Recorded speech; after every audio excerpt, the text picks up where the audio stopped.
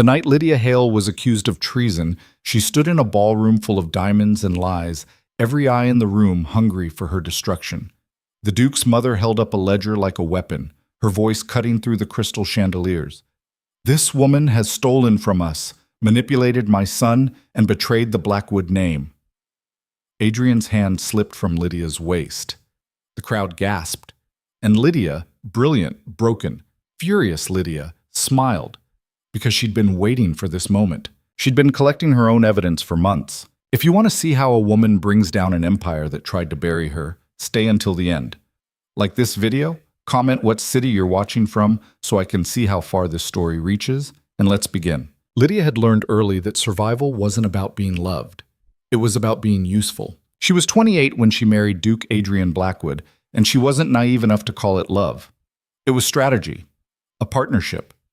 She'd spent 15 years clawing her way out of nothing, waitressing, tutoring, building a consulting business from a laptop in a one-bedroom apartment that smelled like mildew and ambition. She knew numbers, she knew people, and when Adrian's investment firm needed someone to untangle a financial disaster his late father had left behind, Lydia had walked into that boardroom and made herself indispensable. 6 months later, he proposed, not on one knee in some moonlit garden. In his office, over spreadsheets and lukewarm coffee, he'd said, "You're brilliant, Lydia. I need someone like you beside me. My family needs stability. I think we could build something solid together." Solid. Not romantic, not passionate. Solid. She'd said yes because solid was more than she'd ever had. The Blackwood estate sat on 300 acres outside the city, a sprawling monument to old money and older grudges. The first time Lydia saw it, she'd pressed her forehead against the car window like a kid, watching the iron gates swing open, the long driveway cutting through manicured gardens that probably cost more to maintain than her childhood home had been worth. "It's a lot," she'd said. Adrian had glanced up from his phone. "You'll get used to it." She wasn't sure she wanted to. The wedding had been small, private, almost clinical. His mother, Cordelia Blackwood, had worn black. Not navy, not charcoal, black. Like she was mourning. His sister Vivian had smiled with her mouth and nothing else. His younger brother Sebastian hadn't even bothered to show up, sending a card that read, "Congratulations on your merger," in handwriting that looked like it had been scrawled during a hangover. Lydia had stood at the altar in a dress she'd bought herself, no family in the pews behind her, and thought, "This is fine. I've started from less." The trouble started on the third day. She'd woken up early, unable to sleep in the massive 4-poster bed that felt like it belonged in a museum. Adrian was already gone. Some meeting in the city, he'd mumbled before dawn. So she dressed and wandered downstairs, trying to memorize the layout of the house. 14 bedrooms, 9 bathrooms, a library that could have held a university's worth of books, a dining room with a table long enough to seat 20, and a kitchen where she was decidedly not welcome. "Excuse me," Lydia had said, stepping into the bright, sterile space where 2 staff members were prepping breakfast. "I was just going to make some coffee." The older woman, Mrs. Grayson, had turned with a look that could have frozen water. "The Duchess does not prepare her own meals."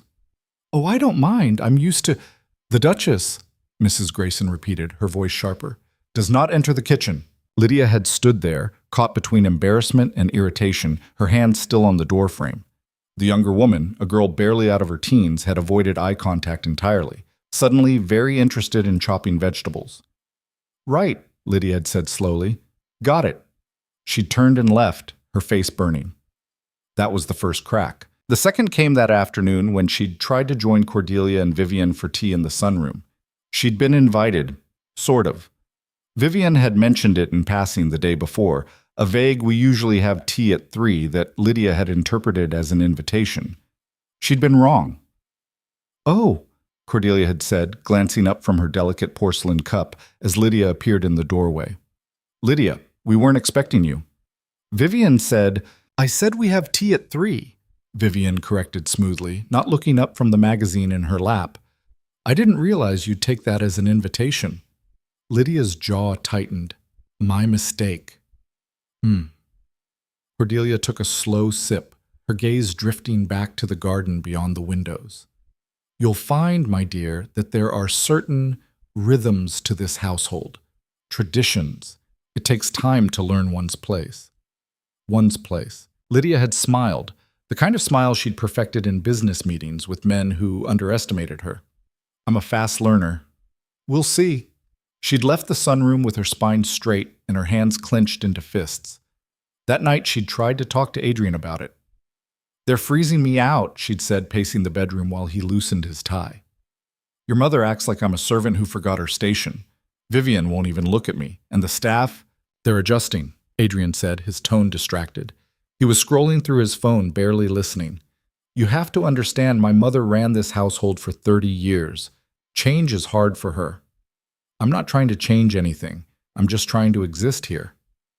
Give it time. Adrian. Lydia. He finally looked up, and there was something in his eyes. Not quite irritation, but close.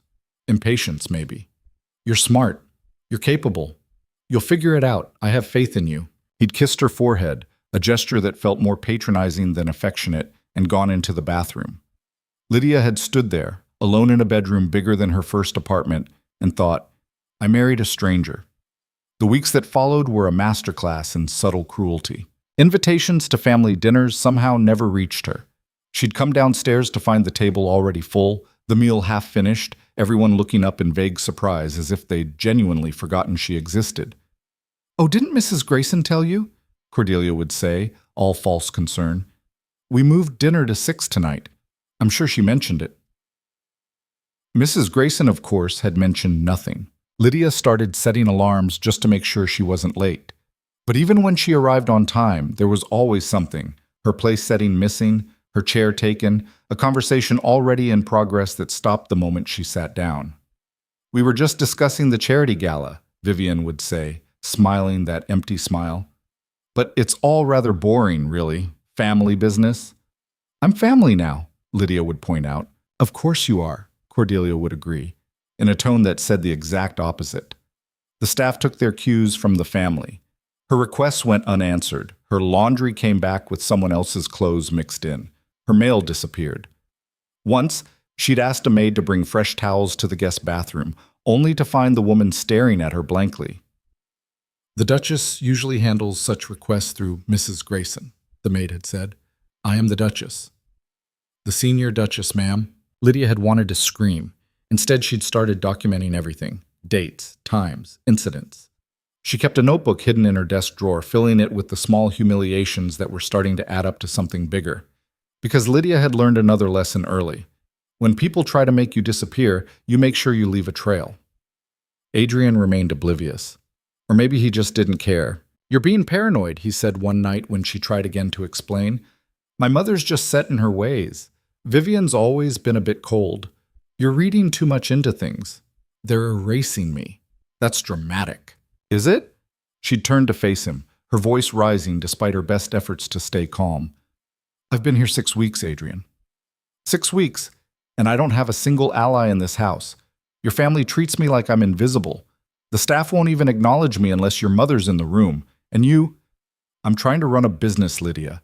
I don't have time to referee petty household politics. Petty? Yes. Petty. He'd sighed, rubbing his temples like she was giving him a headache. You're a grown woman. Handle it. She'd stared at him, this man she'd married, and felt something inside her shift. A small, cold realization settling into her chest. He's not going to help me. She was on her own. The first real attack came in October.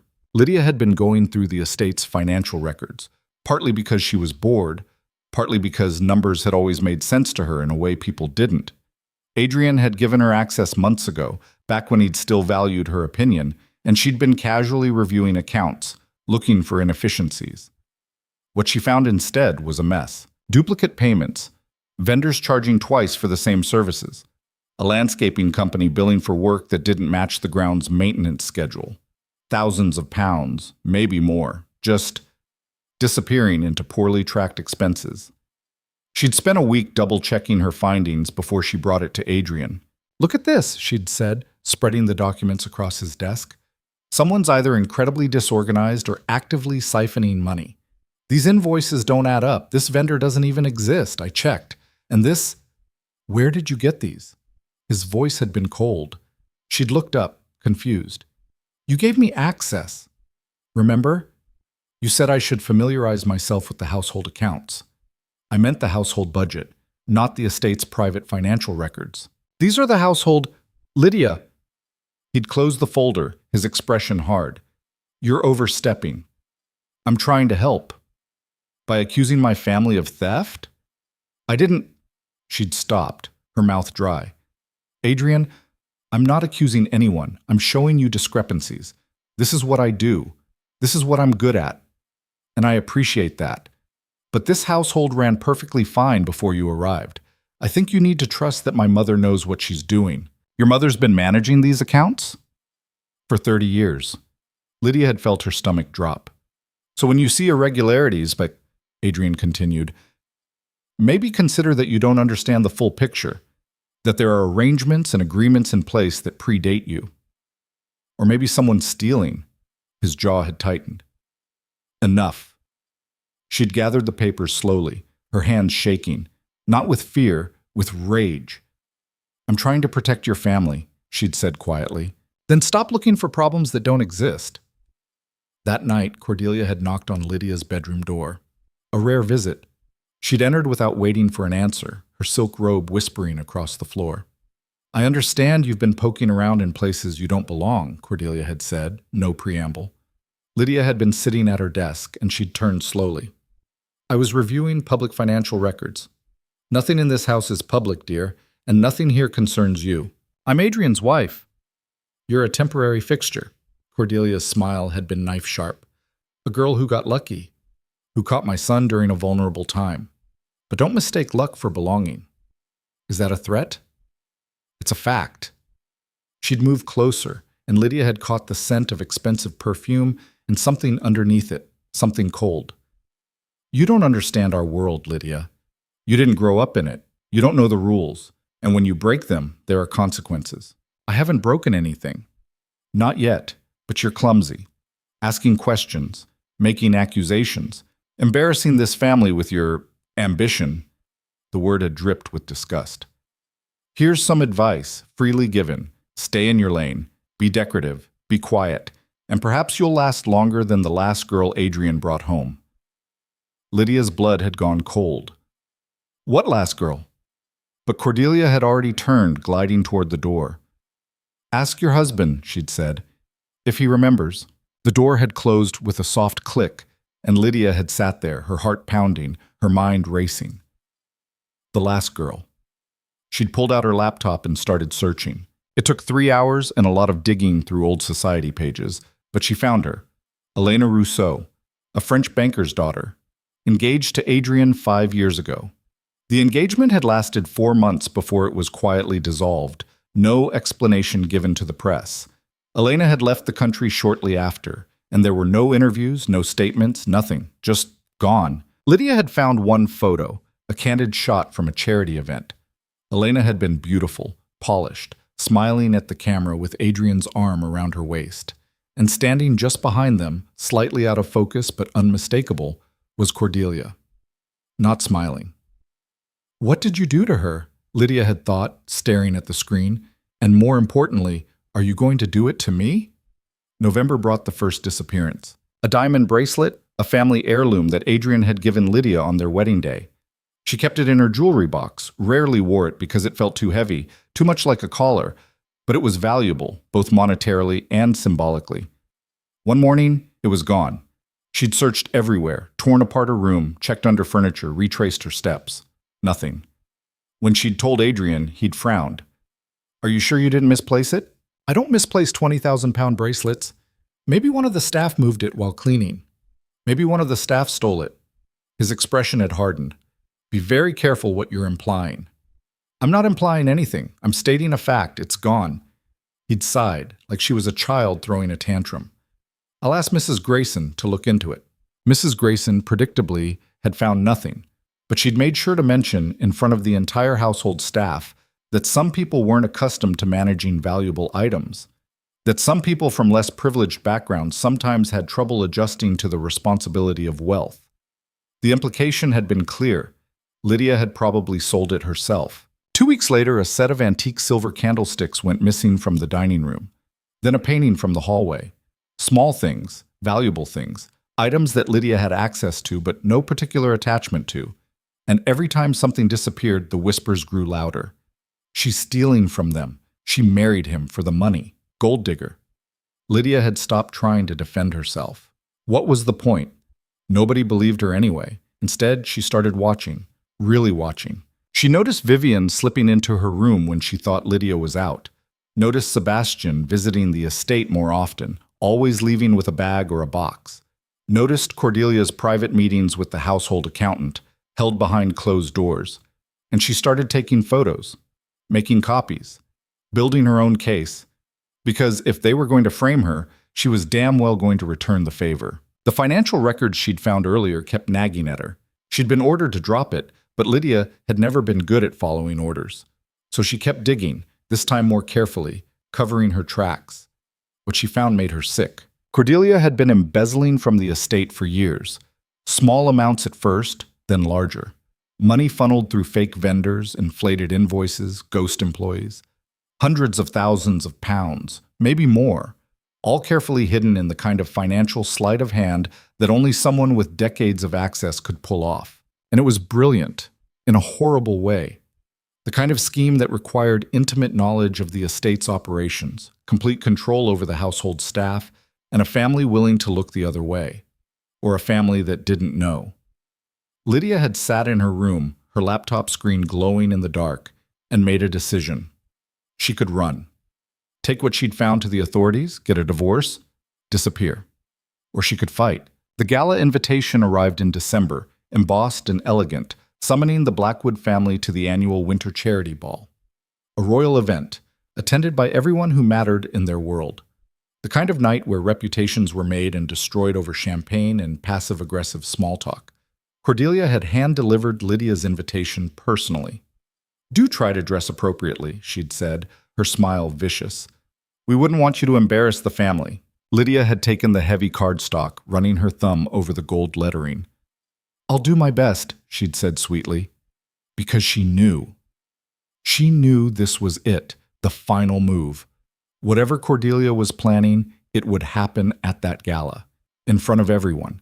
A public execution designed to destroy Lydia so completely that she'd have no choice but to disappear, just like Elena before her. But Lydia had something Cordelia didn't expect. She had the truth, and she had nothing left to lose. The night before the gala, Adrian had found her in the library, surrounded by documents. "What are you doing?" he'd asked.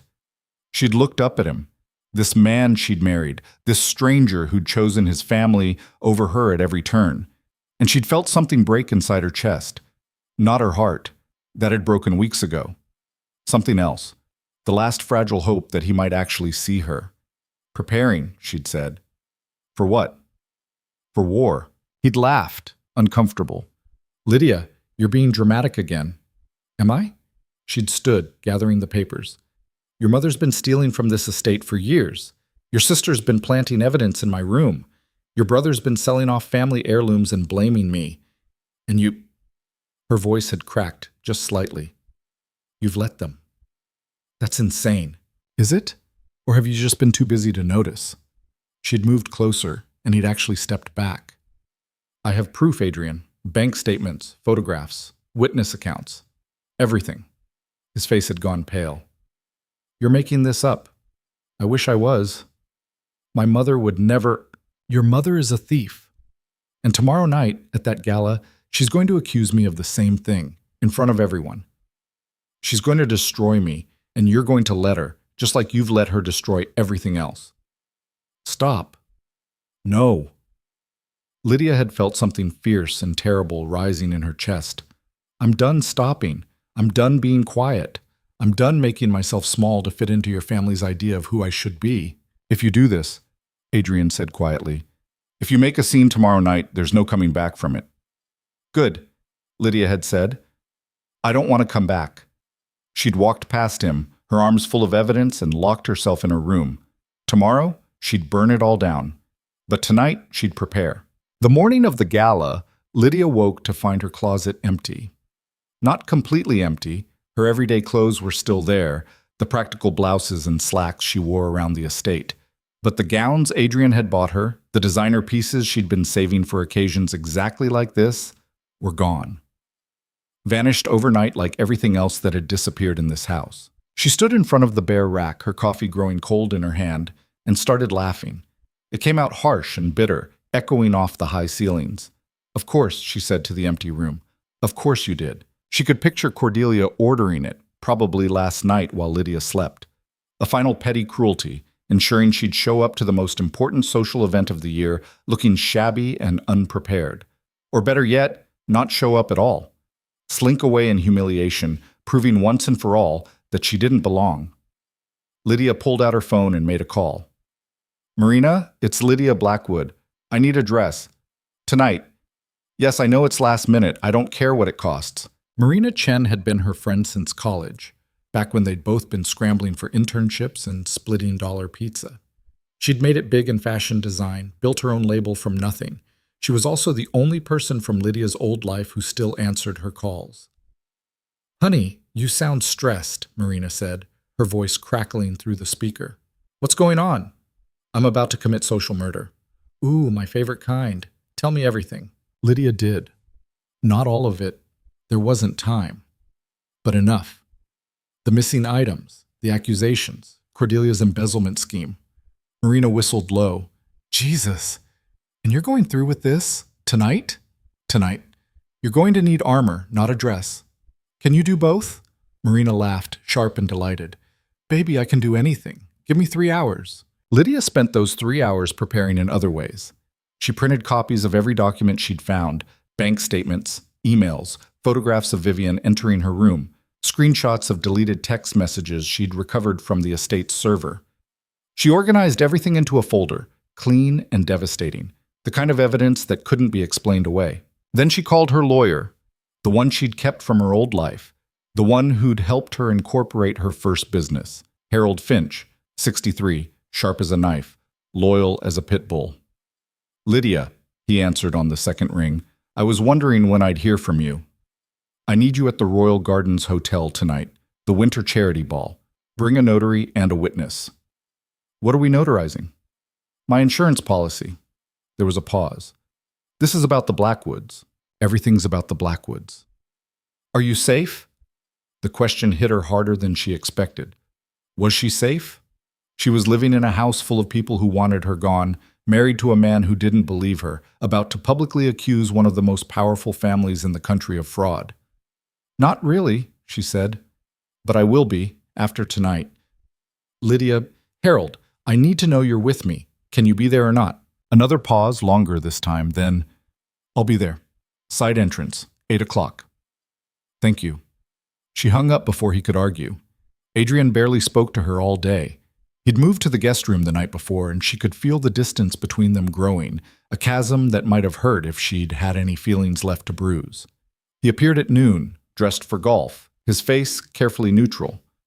"You're still planning to attend tonight," he said. Not a question. "Yes, and you're going to behave yourself." Lydia looked up from her laptop. "Define behave." "Don't make a scene. Don't embarrass this family. Don't—" He stopped, running a hand through his hair. "Don't do whatever you're planning to do." "I'm planning to attend a gala with my husband. That's all." "Lydia, what do you want from me, Adrian?" She closed the laptop, her voice tired. "You want me to smile and be quiet while your mother accuses me of theft? While she parades me in front of everyone as the gold-digging outsider who tried to ruin your family? She's not going to She is. You know she is. And you're going to let her." His jaw tightened. "I'm trying to protect you." "By sacrificing me," Lydia stood, moving closer. "That's not protection, that's cowardice. I won't have you speak to me like that." "Then leave. You're good at that." He stared at her, something flickering in his eyes. Hurt, maybe, or an anger, she couldn't tell anymore. Then he turned and walked out, the door clicking shut behind him with terrible finality. Lydia sat back down and opened her laptop. Her hands were shaking. Marina arrived at 5 with a garment bag and a makeup artist in tow. "Okay," she said, sweeping into Lydia's room like a hurricane in Louboutin. "Let's make you unforgettable." The dress was red. Not subtle red, not wine or burgundy or any polite shade that might blend into the background. Blood red. The kind of red that demanded attention, that said, "Look at me, I dare you." It fit like it had been painted on. All clean lines and strategic cutouts, elegant but fierce. The back dipped low, the neckline high, the whole thing radiating a confidence Lydia didn't quite feel but was determined to fake. "It's perfect," she whispered. "I know." Marina grinned, already pulling out makeup. "Now sit down and let Jenny work her magic. We're going for powerful woman about to destroy her enemies, not victim in expensive fabric." Jenny, a tiny Korean woman with pink hair and hands that moved like hummingbirds, tilted Lydia's face toward the light. "You have good bone structure. We're going to make them remember that." 2 hours later, Lydia barely recognized herself in the mirror. Her dark hair had been swept into a sleek low bun, severe and elegant. Her makeup was understated but precise. Sharp brows, a subtle, smoky eye, lips the same defiant red as her dress. She looked older, harder, expensive. "There," Jenny said, stepping back with satisfaction. "That's a woman who wins." Marina handed her a clutch, also red, just big enough for her phone and a flash drive. "You sure about this, babe? Once you walk out that door, there's no going back." Lydia met her own eyes in the mirror, saw someone who'd survived poverty, loneliness, and months of psychological warfare. Someone who'd learned that sometimes the only way out was through. "I'm sure." The Royal Gardens Hotel was lit up like a jewel box, chandeliers blazing in every window, luxury cars lined up beneath the entrance canopy. Lydia arrived separately from Adrian, his choice, not hers, and stepped out of her hired car into a barrage of camera flashes. The photographers probably thought she was someone important. She lifted her chin and walked up the red carpet like she owned it. Inside, the ballroom was overwhelming. Crystal dripped from the ceiling, champagne flowed like water, and everywhere she looked were people who'd never struggled a day in their lives, dressed in clothes that cost more than cars. The orchestra played something classical and forgettable. Waiters in white gloves wove through the crowd with trays of hors d'oeuvres that were more art than food. Lydia grabbed a champagne flute and downed half of it. "Liquid courage?" a voice said beside her. She turned to find Sebastian Blackwood, Adrian's younger brother, smirking at her over his own glass. He was handsome in that careless way wealthy men often were, blonde and blue-eyed and utterly untrustworthy. "Something like that," she said. "You look incredible." "New dress?" "You would know, wouldn't you? Since you helped make sure I didn't have any others." His smirk faltered. "I don't know what you're talking about." "Sure you don't." She took another sip, watching him over the rim. "Tell me, Sebastian, what's your cut of the family fortune? When Cordelia funnels money through fake vendors and inflated invoices, how much of it ends up in your pocket?" He went pale, actually pale. "You can't prove anything." "Can't I?" "You're bluffing." "Only one way to find out." She smiled, all teeth. "Enjoy the evening." She walked away before he could respond, her heart hammering against her ribs. Adrian found her 20 minutes later, his face tight with barely controlled fury. "What did you say to Sebastian?" "The truth." "He's convinced you're insane. He wants me to have you committed." Lydia laughed, sharp and humorless. "Of course he does. Can't have the crazy wife running around telling people about the family crimes." "Lydia, for the last time." "Adrian." She cut him off, her voice dropping low. "In about an hour, your mother is going to stand up in front of everyone here and accuse me of stealing from your family. She's going to produce forged evidence, fake witnesses, and a very convincing story about the poor girl who married you for money and betrayed your trust. Are you going to stop her?" He opened his mouth, closed it, looked away. "That's what I thought," Lydia said softly. She left him standing there and went to find Harold. Her lawyer was waiting by the side entrance, exactly as promised, with a notary and a paralegal, who looked barely old enough to drink. Harold was a small man with wire-rimmed glasses and the persistent expression of someone who'd seen every dirty trick in the book and invented a few new ones. "You look ready for battle," he said, eyeing her dress. "I feel ready to throw up." "That's normal. You have the documents?" She handed him the folder. He flipped through it, his expression growing darker with each page. "Christ," he muttered. "This is enough to put her away. Or ruin me if they spin it first. Which is why we're getting ahead of it. He gestured to the notary. We're going to seal copies of all this evidence, timestamp them, and file them with the court tonight. So even if something happens to you, if something happens to me, Lydia, you're about to accuse one of the wealthiest women in the country of fraud at a royal event, in front of witnesses. I'm not saying she'll have you killed, but she might. People have died for less. Lydia's hands went cold. She hadn't thought. She'd been so focused on the confrontation itself that she hadn't considered what might come after, what Cordelia might do if she felt truly threatened. We file the documents, Harold said firmly. We create a paper trail, and you do not go anywhere alone tonight. Understand? She nodded, not trusting her voice. The notarization took 15 minutes. By the time they finished, Lydia's champagne buzz had worn off completely, replaced by a crystalline clarity that felt like standing on the edge of a cliff. Good luck, Harold said, squeezing her shoulder. You're braver than most people I know. Or stupider. Sometimes they're the same thing. She went back to the ballroom. Dinner was a 7-course nightmare of small talk and pointed silences. Lydia was seated at the family table, sandwiched between Adrian and an elderly duke who seemed more interested in his venison than conversation. Across from her sat Cordelia, resplendent in midnight blue, and Vivian, who kept shooting Lydia looks that could have stripped paint. You look lovely tonight, dear, Cordelia said at one point, her voice carrying just far enough for nearby tables to hear. Though that dress is rather bold, not quite what I would have chosen for a family event. I like to stand out, Lydia said evenly. Oh, you certainly do that. The barb landed with surgical precision. Several people at neighboring tables glanced over, their interest piqued. Cordelia smiled, satisfied, and returned to her salmon. Lydia barely tasted her food. Each course felt like a countdown, minutes ticking away toward whatever Cordelia had planned. She kept scanning the room, noting exits, cataloging faces. Who would believe her? Who would side with the Blackwoods regardless of evidence? The answer, probably, was most of them. After dessert, some elaborate chocolate creation that Lydia couldn't bring herself to touch, the speeches began. The charity organizer stood up, thanking everyone for their generous donations. The royal representative gave a brief address about the importance of giving back. And then, before we conclude, Cordelia said, rising gracefully from her seat, I'm afraid I must address a rather delicate matter. The room went quiet. Lydia's pulse spiked. This is it. It pains me to bring this up in such a public setting, Cordelia continued, her voice perfectly pitched, sorrowful, reluctant, the very picture of a woman forced to do something distasteful. But recent events have compelled me to speak out, for the protection of my family and this institution we hold dear. People were leaning forward now, hungry for drama.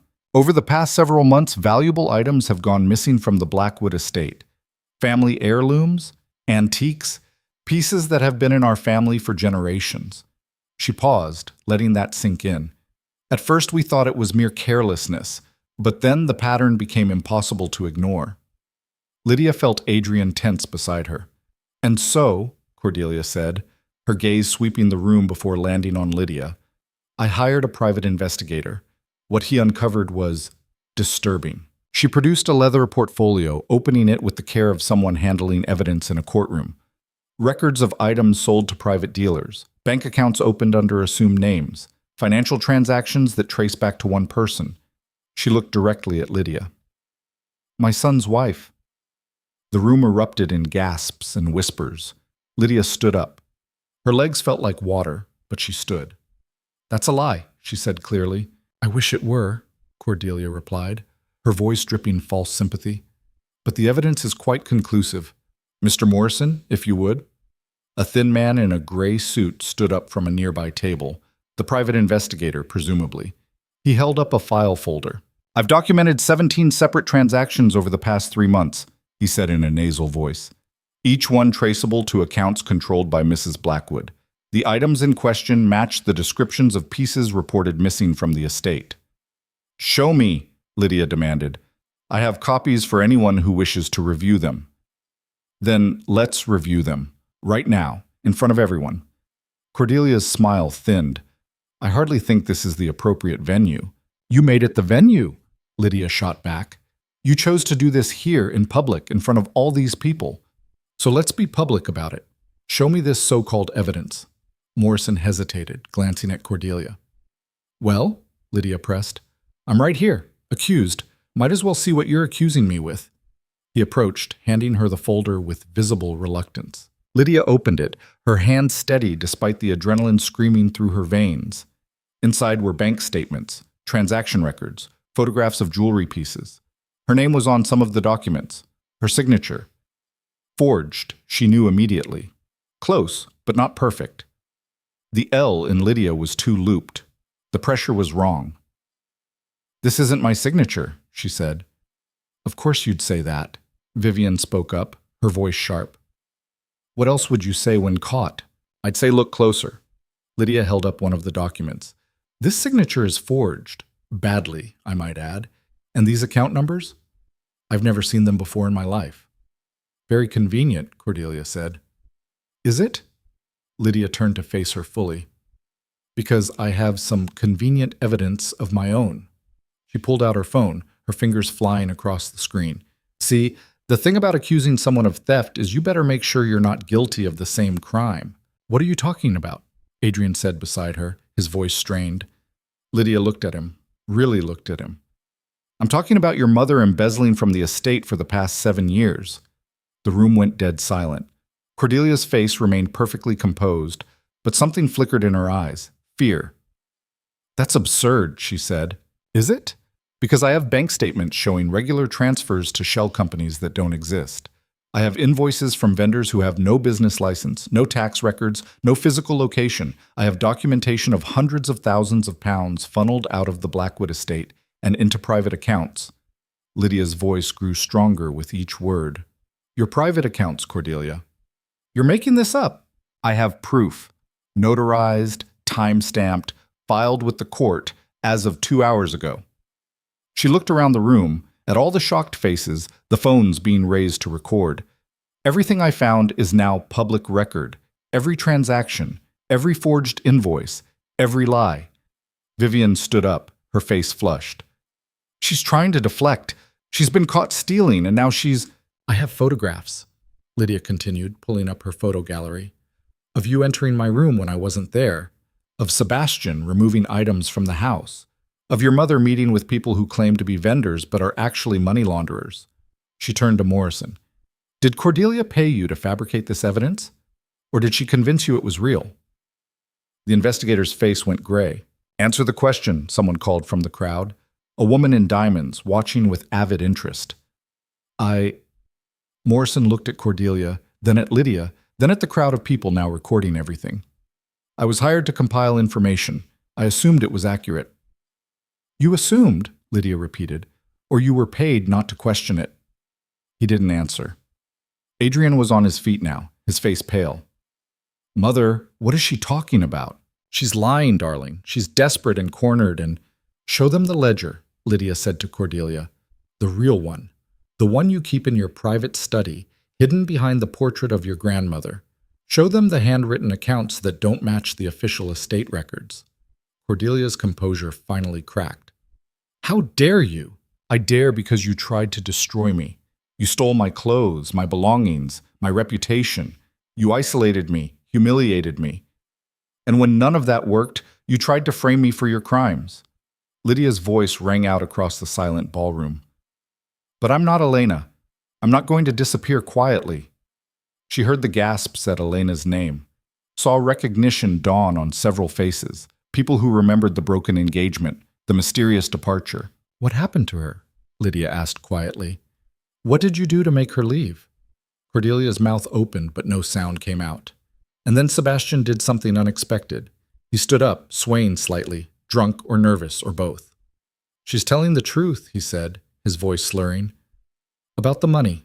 Mother's been taking it for years. She said it was owed to her, that father had promised her an allowance in the will, and it never came through. She said we deserved it. Sebastian, shut up, Vivian hissed. No. He laughed, bitter and broken.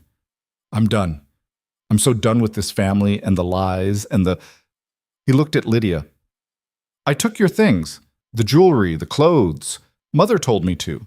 She said you wouldn't be around long enough to notice. The room exploded. People shouting, phones recording. the orchestra sitting frozen with their instruments hanging useless. Security started moving toward the table. The royal representative looked like he wanted to sink through the floor. Adrian grabbed Lydia's arm. "Is this true? All of it?" She met his eyes, saw the man she'd married somewhere beneath the shock and anger. "Yes." "Why didn't you tell me?" "I tried. You didn't want to hear it." His face crumpled. "I didn't believe you." "No, you didn't." Cordelia was being escorted away by security, Vivian trailing behind her, both of them shouting denials that nobody was listening to anymore. Morrison had vanished into the crowd. Sebastian stood alone at the table, looking lost. Adrian still held Lydia's arm, his grip desperate. "What happens now?" "Now?" She gently pulled free. "Now you deal with the mess your family made.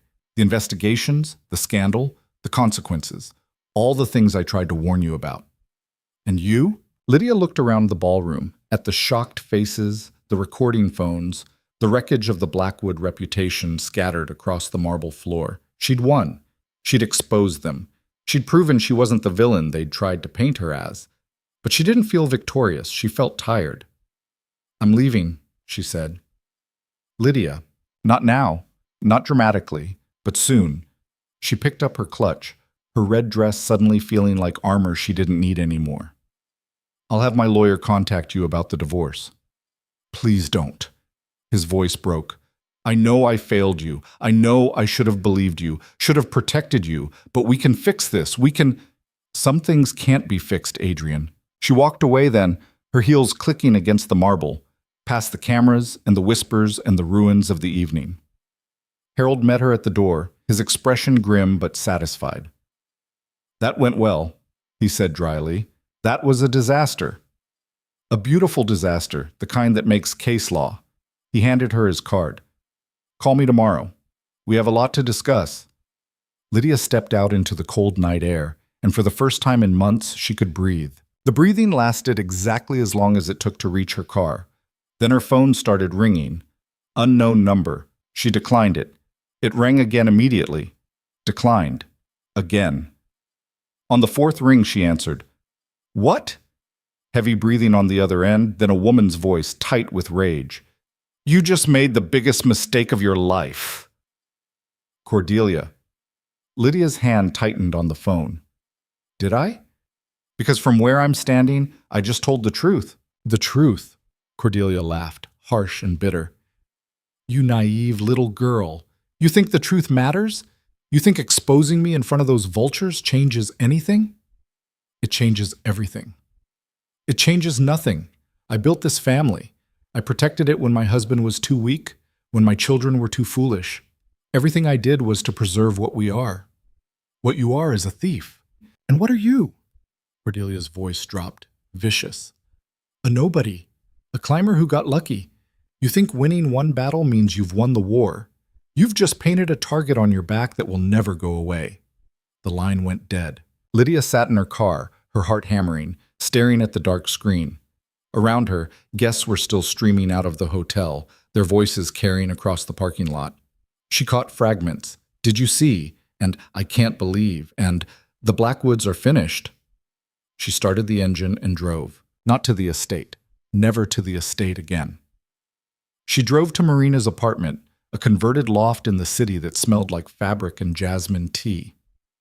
Her friend opened the door in a silk robe, took one look at Lydia's face, and pulled her inside. "Okay," Marina said, pouring 2 massive glasses of wine. "Tell me everything." Lydia did. Every word, every confrontation, Cordelia's phone call. By the time she finished, dawn was threatening the horizon and the wine bottle was empty. "Jesus," Marina breathed. "You actually did it." "I did. And now what?" "Now I—" Lydia stopped. She hadn't thought beyond the gala, beyond the exposure. "I don't know." "Well, you can't go back there. That's non-negotiable." "I wasn't planning to." "And you need to be careful, like really careful. People like Cordelia don't just accept defeat. They retaliate." Lydia had been trying not to think about that. "She can't do anything. It's all public now. If something happens to me, then Harold has your evidence and she goes to prison." "Sure, but that doesn't mean she won't try."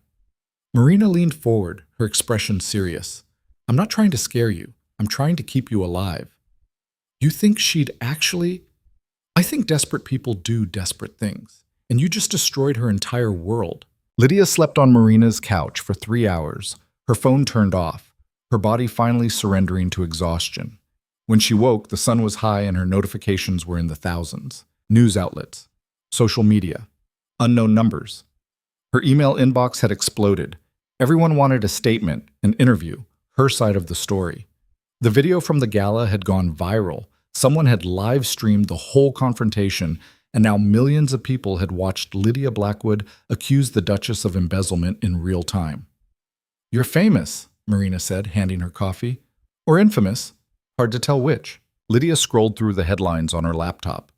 Blackwood family scandal, Duchess accused of fraud. Social media explodes after charity ball confrontation. Who is Lydia Blackwood? That last one stung. After everything, she was still defined by her relationship to them. Her phone buzzed. Harold. Don't talk to anyone, he said the moment she answered. No press, no statements, nothing. The Blackwoods' legal team is already spinning this, and anything you say will be used against you. What are they saying? That you're mentally unstable, that you fabricated evidence out of revenge for being caught stealing, that Sebastian was drunk and coerced. It's all garbage, but it's going to get messy. How messy? Criminal charges, messy. They're threatening to prosecute you for defamation, theft, fraud, everything they can think of. Lydia's stomach dropped. Can they do that? They can try. They won't win, not with the evidence we filed, but they can drag this out for years. Drain your resources, destroy your reputation in the process. He paused. There's something else. Cordelia posted bail an hour ago. She was arrested? Briefly. The prosecutors moved fast once the evidence went public, but she's out now and Lydia... His voice went grave. You need protection, private security. Someone watching your back 24/7. That's insane. So is accusing a billionaire of fraud at a royal event. We're past sane. We're in survival mode. He gave her the name of a security firm. She hired them that afternoon. 2 ex-military guys named Marcus and James who looked like they could bench press cars. They set up outside Marina's building in shifts, one always watching the entrance. Is this really necessary? Lydia asked Marina that night. Ask me again if someone tries to kill you. You're not making me feel better. I'm not trying to make you feel better. I'm trying to keep you paranoid enough to stay alive. The first real threat came 3 days later. Lydia was leaving a meeting with Harold, Marcus trailing a few steps behind when a car pulled up beside them. Black sedan, tinted windows, engine idling. The back window rolled down. Vivian. Get in, she said. Absolutely not, Marcus said, stepping between them. I'm not here to hurt her. I just want to talk. Lydia hesitated. Marcus shook his head sharply. But something in Vivian's face, desperation, maybe, or genuine fear, made her pause. 5 minutes, she said. Here, in public. And he stays. She gestured to Marcus. Vivian got out of the car. She looked terrible. No makeup, hair pulled back, dark circles under her eyes. The polished socialite was gone, replaced by something raw and exhausted. What do you want? Lydia asked. I want you to stop. Stop what? This crusade. The lawyers, the press, the investigations. You've made your point. You've destroyed our reputation. Isn't that enough? Your mother tried to destroy me first. I know. Vivian's voice cracked. I know, and I'm sorry. I should have stopped her. I should have... She pressed her hands to her face. Sebastian's in rehab. Did you know that? He had a breakdown after the gala. He's been using for years and none of us noticed because we were too busy playing our roles. Lydia felt an unwelcome stab of sympathy. That's not my fault. I'm not saying it is. I'm saying we're falling apart and you keep pushing and I don't know how much more we can take. Then stop fighting me.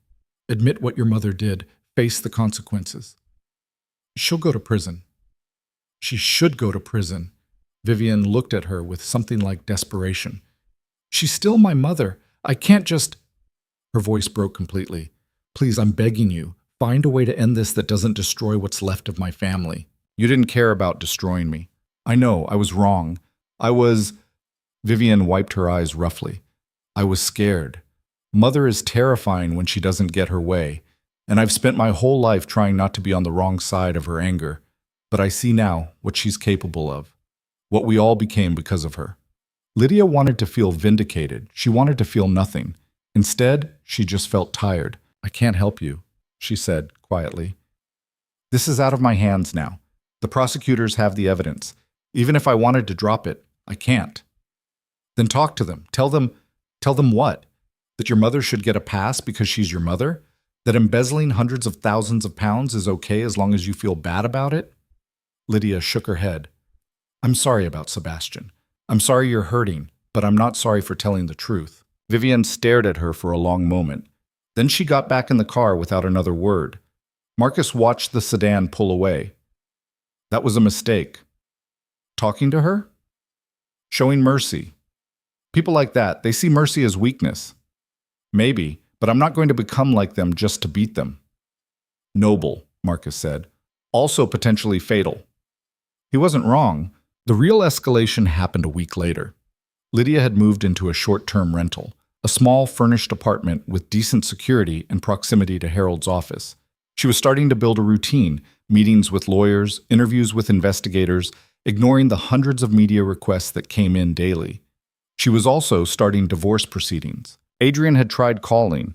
She'd ignored him. He'd sent letters. She'd returned them unopened. Finally, he showed up at her apartment at 11 at night, looking like he hadn't slept in days. Marcus stopped him at the door. She doesn't want to see you. I need to talk to my wife. Soon-to-be ex-wife, Lydia said, appearing behind Marcus. What do you want, Adrian? He looked past Marcus, his eyes bloodshot. 5 minutes, please. She sighed and nodded to Marcus, who stepped aside reluctantly. Adrian followed her into the cramped living room, looking around at the cheap furniture and beige walls. This is where you're living? It's temporary. You should be at the estate. It's your home. That was never my home. That was your prison, and your mother was the warden.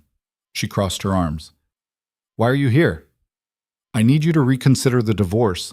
She laughed, sharp and disbelieving. Are you serious? I know I don't deserve another chance. I know I failed you in every possible way. But I love you, Lydia. I think I always have. I was just too blind to see what was happening until it was too late. You weren't blind. You were a coward. He flinched. You're right. I know I'm right. You chose them over me every single time. You let your mother isolate me, humiliate me, frame me for crimes she committed. You stood by and watched while they tried to destroy me. I didn't know. You didn't want to know. There's a difference. She moved to the door, opening it.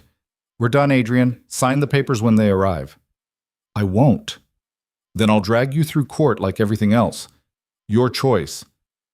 He stood there and she saw something break in his face, the last piece of the man he'd pretended to be crumbling away. If you do this, you'll have nothing. No money, no protection, no name. I had nothing when I met you. I built something from it once. I'll do it again.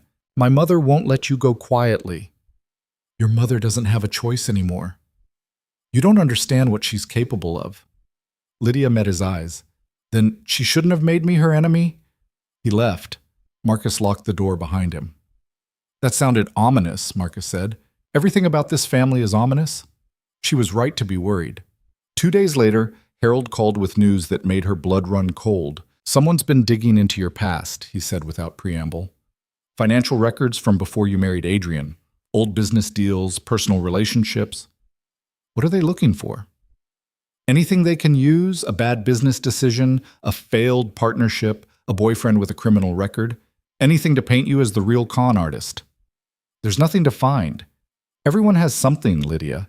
The question is whether it's bad enough to hurt you. She thought about her early 20s, the years of scrambling and surviving. She'd been desperate then, making deals she wasn't proud of, working for people she wouldn't associate with now. Nothing illegal, but not all of it ethical either. How deep are they digging? Deep. They hired a firm that specializes in opposition research. These people find things you forgot existed. That night, she couldn't sleep. She lay in the dark, listening to the city sounds outside her window, and tried to remember every choice she'd ever made that could come back to haunt her. The email arrived at 3 in the morning. No subject line, no sender name, Just an attachment and a single line of text. Withdraw your testimony or this goes public. Her hands shook as she opened the attachment. It was a contract. 10 years old, barely legible, signed in her handwriting. A consulting agreement with a company called Meridian Holdings. She remembered it vaguely, a short-term job early in her career, something that had seemed legitimate at the time. But according to the documents attached, Meridian Holdings had been a front for money laundering. The owners had been arrested 7 years ago. And Lydia's name was on several transactions that, in the right light, could look like she'd been involved. She called Harold immediately, her voice shaking. They found something. Send it to me. Now. She did. Waited while he reviewed it, her heart threatening to break through her ribs. Okay, he said finally. It's bad, but it's not fatal. You were never charged, never investigated. You were just a consultant who happened to work for the wrong people. We can argue ignorance. But they'll use it. Of course they'll use it. They'll paint you as a con artist who's been scamming people for years. They'll say you targeted Adrian specifically, that everything you've accused Cordelia of is just projection. Can we fight it? Yes. But it'll be ugly and expensive, and there's no guarantee we win the public opinion battle, even if we win in court. Lydia closed her eyes. What if I withdraw? Then Cordelia gets away with everything. The prosecutors might still pursue her based on the evidence, but without your testimony, the case gets a lot weaker. She might walk. And if I don't, then we go to war. Full scorched earth. And you better be ready for them to burn down everything you've ever built to save themselves. She thought about it for exactly 10 seconds. We fight, she said. You're sure? I'm sure. Okay then. Harold's voice hardened with determination. Let's give them a war they won't forget. The story broke 2 days later. Lydia Blackwood's hidden past. Questions emerge about Duchess's business dealings. The article was brutal. It laid out the Meridian Holdings connection, suggested she'd been involved in the money laundering, questioned every business decision she'd ever made.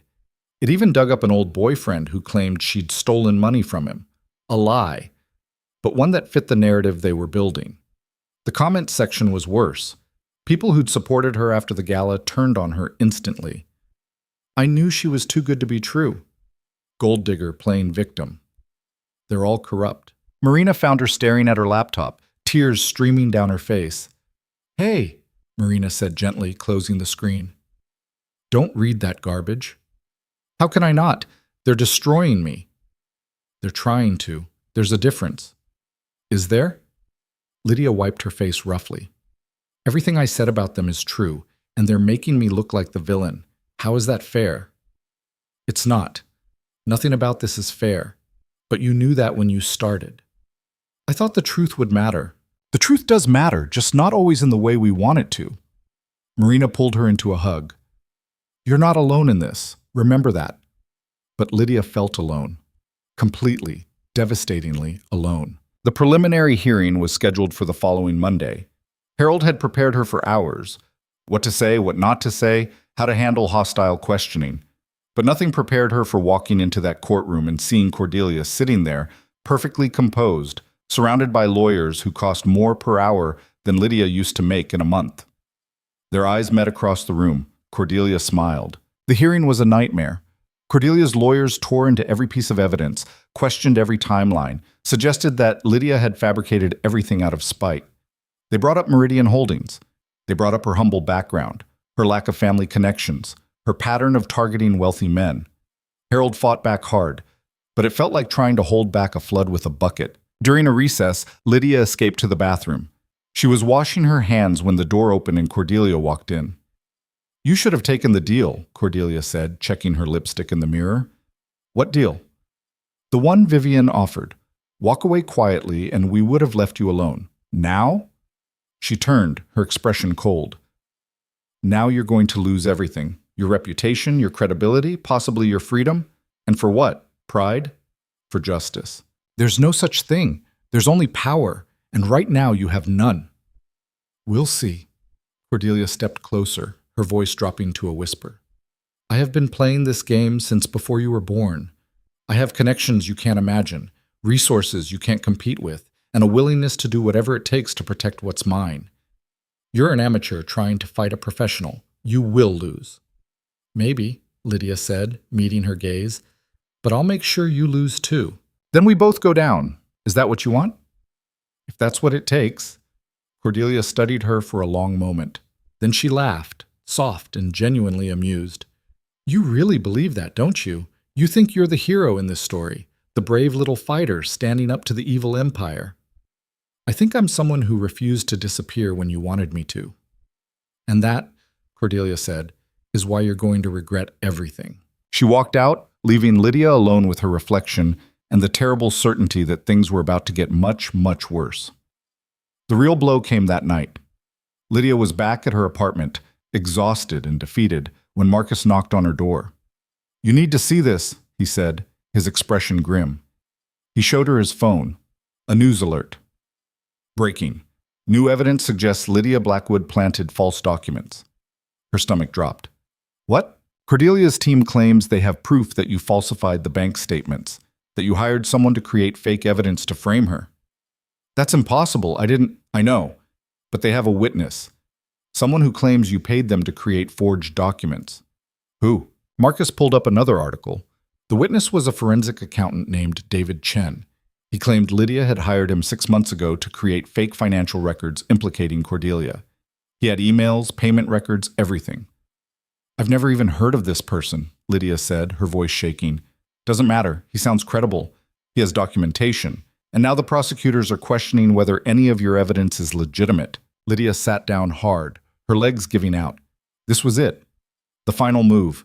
Cordelia hadn't just defended herself, she'd gone on offense, attacking the foundation of Lydia's entire case. What do I do? She whispered. You call Harold, right now. She did. He answered on the first ring. I saw, he said. We're getting ahead of this. I'm already looking into Chen's background, trying to find holes in his story. What if there aren't any holes? What if he's convincing? Then we prove the documents are real through other means. Chain of custody, independent verification, forensic analysis. It'll take time, but we don't have time. The hearing resumes tomorrow. Silence on the other end. Then, I know. So what do I do? You show up, you tell the truth, and you trust that the evidence speaks for itself. And if it doesn't, then we're in serious trouble. She hung up and sat in the dark, her phone clutched in her hand, and for the first time since this started, she wondered if she'd made a terrible mistake, if fighting had been worth it, if the truth really mattered at all. Her phone buzzed, a text from an unknown number. You should have run when you had the chance. It's too late now. They're coming for you, and nobody's going to save you. Marcus was at her side immediately. What is it? She showed him the message. We need to move you, he said. Tonight. This apartment isn't safe anymore. Where would I even go? Somewhere they can't find you. Somewhere you can disappear until what? Until this magically gets better? It won't. Running won't change anything. It might keep you alive. The words hung in the air between them, heavy and terrifying. Before Lydia could respond, her window exploded inward in a shower of glass. Marcus threw himself over Lydia as the brick crashed through the window, glass spraying across the room like shrapnel. They hit the floor hard, her shoulder taking most of the impact. Stay down, he ordered, already on his radio. James, we have a breach. North window. I need eyes on the street now. Lydia's ears were ringing. She tasted blood, had bitten her tongue when they fell. Through the broken window, she could hear an engine revving, tires squealing away. They're gone, James's voice crackled through. Black van, no plates. Want me to pursue? Negative. Stay on the building. Marcus helped Lydia to her feet, checking her for injuries with quick, professional efficiency. You hurt? No. Scared, but no. He moved to the window, careful not to silhouette himself, and looked down at the street. Then he picked up the brick. There was a note wrapped around it, secured with a rubber band. He handed it to her. The message was typed, not handwritten. Last warning. Drop everything or next time it won't be a brick. Lydia's hands were shaking so badly she almost dropped it. Marcus took it back, his jaw tight. Pack a bag, he said. 5 minutes. We're leaving. Where? Somewhere safe. Move. She didn't argue. She threw clothes into a duffel, grabbed her laptop and phone charger, and followed Marcus down the back stairs. James met them at the rear entrance with a car already running. They drove for 40 minutes, checking mirrors constantly, taking random turns to make sure they weren't followed. Lydia sat in the back seat, her mind spinning. Someone had found her apartment. Someone had thrown a brick through her window. Someone wanted her scared enough to run. It was working. They ended up at a hotel near the airport, the kind of anonymous chain where nobody asked questions if you paid cash. Marcus checked them into adjoining rooms on the 3rd floor, away from elevators and stairwells. "Get some sleep," he said. "I'll be right next door." "I can't sleep." "Try anyway. You have court in 6 hours." She didn't sleep. She sat on the edge of the bed, still wearing her clothes, staring at the wall and trying to figure out how everything had gone so wrong so fast. A week ago, she'd been winning. Now she was hiding in a hotel room, afraid to go home, with her credibility in tatters and people literally throwing bricks at her. Her phone buzzed. "Harold." "Where are you?" he demanded. "Safe. Someone attacked my apartment." "I heard. Are you hurt?" "No, just scared." "Good. Use that. Fear makes you sharp. And you're going to need to be very sharp tomorrow. Today," he corrected, checking his watch. "In a few hours." "How?" "They have a witness saying I fabricated everything. They have my past laid out like a criminal record. What can I possibly say that will matter?" "The truth." "Same as always." "The truth isn't working, Harold." "Then we make it work harder." He paused. "I found something about David Chen, the accountant claiming you hired him." Lydia sat up straighter. "What?" "He's been on Cordelia's payroll for 3 years. Different name, different company, but it's him. He's done work for the Blackwood estate before, legitimate work on the surface. But I dug deeper. He specializes in making financial problems disappear." "Can you prove it?" "I'm working on it. But Lydia, even if I can, we need more. We need something that breaks this wide open. Something they can't spin or deny or bury in legal fees." "Like what?" "I don't know yet, but you better hope we find it before that hearing." He hung up. Lydia sat in the dark hotel room and did something she hadn't done in months. She let herself think about giving up, really think about it. What would happen if she just walked away, dropped the charges, signed whatever agreements Cordelia wanted, and disappeared? She'd be free, alive, safe. She'd also be defeated, and Cordelia would win. And the next woman, because there would be a next woman, would face the same treatment with no warning, no protection, no evidence that it had happened before. "Damn it," Lydia whispered to the empty room. She pulled out her laptop and started going through everything again. Every document, every transaction, every piece of evidence she'd collected. There had to be something she'd missed. Some connection that would prove Chen was lying, that would expose Cordelia's whole operation. She worked until her eyes burned and her vision blurred, until the sky outside started turning gray with pre-dawn light. And then she found it, a single email, buried in the files she'd pulled from the estate's server months ago. She'd dismissed it at the time as irrelevant, just a scheduling confirmation for a meeting between Cordelia and her financial advisor. But looking at it now with Chen's name fresh in her mind, she saw the date. The meeting had taken place 2 weeks before the gala, and the subject line read, "Contingency Planning." She clicked through the attachments, her heart starting to race. There were notes, handwritten, scanned into a PDF. Cordelia's handwriting, Lydia recognized it from the household schedules she used to post. The notes outlined a plan. A detailed, methodical plan for what to do if the situation with Elle becomes unmanageable. It included steps for discrediting her, planting evidence, creating a false narrative.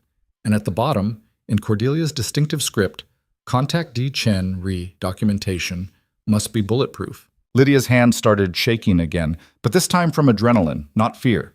She had them. She called Harold immediately, not caring that it was 5 in the morning. "I found something," she said the moment he answered. "Cordelia's notes, from before the gala. She planned the whole thing, framing me, hiring Chen, everything. It's in her handwriting." Silence. Then, "Send it to me, now, every file you have." She did, her fingers flying across the keyboard. "If this is real," Harold said slowly, "if we can authenticate this, it's real. I pulled it from the estate server. Chain of custody is clean, and the handwriting will match samples we already have. Then we just found our smoking gun." The hearing reconvened at 9. Lydia walked into the courtroom looking like she'd been through a war, which, in a sense, she had. Dark circles under her eyes, a bruise forming on her shoulder from where she'd hit the floor. But she held her head high. Cordelia was already seated, perfectly composed as always. But when she saw Lydia, something flickered in her expression. Surprise, maybe, that Lydia had shown up at all. The judge called the session to order. Cordelia's lead attorney, a silver-haired man named Richard Pemberton, who'd probably never lost a case in his life, stood up. Your Honor, given the new evidence that has come to light regarding Mrs. Blackwood's pattern of deception, we move to have all of her testimony stricken from the record. Furthermore, Your Honor, Harold interrupted, standing. Before Mr. Pemberton continues, the defense would like to enter new evidence into the record. Pemberton's face darkened. This is highly irregular, as is fabricating a witness to discredit my client, Harold shot back. But here we are. The judge looked intrigued. Approach. Both lawyers went to the bench. Lydia couldn't hear what they were saying, but she watched Pemberton's face go from irritated to shocked to pale. The judge examined the documents Harold had provided, his expression growing more serious with each page. I'll allow it, the judge said finally. Mr. Finch, you may present your evidence. Harold returned to their table, gave Lydia a small nod, and turned to address the court. Your Honor, the defense submits into evidence a series of documents recovered from the Blackwood Estate's private server. These documents, dated 2 weeks prior to the charity gala, where Mrs. Blackwood made her initial accusations, outline a detailed plan by Cordelia Blackwood to discredit and frame the defendant. He projected the notes onto the screen. Cordelia's handwriting, large enough for everyone to see. As you can see, Mrs. Blackwood, the elder Mrs. Blackwood, not only anticipated being exposed for her embezzlement scheme, but actively planned to shift blame to my client. This includes hiring David Chen, the so-called witness, who claims my client paid him to fabricate evidence. Pemberton was on his feet. Objection. Chain of custody hasn't been established. The documents were retrieved from a secured server that only family members and senior household staff could access. Timestamps and metadata confirm they were created on the date indicated. We have a digital forensics expert prepared to testify to their authenticity. The judge studied the screen. Continue. Furthermore, Harold said, pulling up another document, we have bank records showing payments from a Blackwood family account to Mr. Chen's consulting firm, dated 1 week after these notes were written.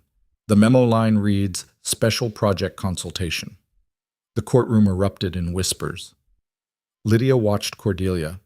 For the first time since this whole thing started, she saw the older woman's composure crack. Just slightly. A tightening around her eyes, a stiffness in her shoulders. Pemberton was scrambling. Your Honor, this is circumstantial at best. It proves nothing about... It proves, Harold cut in, his voice sharp, that Cordelia Blackwood orchestrated a conspiracy to frame my client for crimes she herself committed. It proves that Mr. Chen is a paid liar. And it proves that everything Mrs. Lydia Blackwood has said from the beginning is true. The judge banged his gavel as the noise in the courtroom grew louder. Order! I'll have order. He looked at Pemberton. Do you have a response to this evidence? Pemberton glanced back at Cordelia, who was whispering urgently to the lawyer beside her. He turned back to the judge, his expression carefully neutral. We'll need time to review these documents and verify their authenticity. You'll have 48 hours, the judge said. This hearing is adjourned until Wednesday at 9 a.m. And Mr. Pemberton? Tell your client that if I find any evidence of witness tampering or fabrication, I will not be lenient. The gavel came down. Lydia let out a breath she hadn't realized she'd been holding. Around her, reporters were already typing frantically on their phones. The tide was shifting. She could feel it. Harold packed up his briefcase, his expression grim but satisfied. That went well. Well, they're going to come after us even harder now.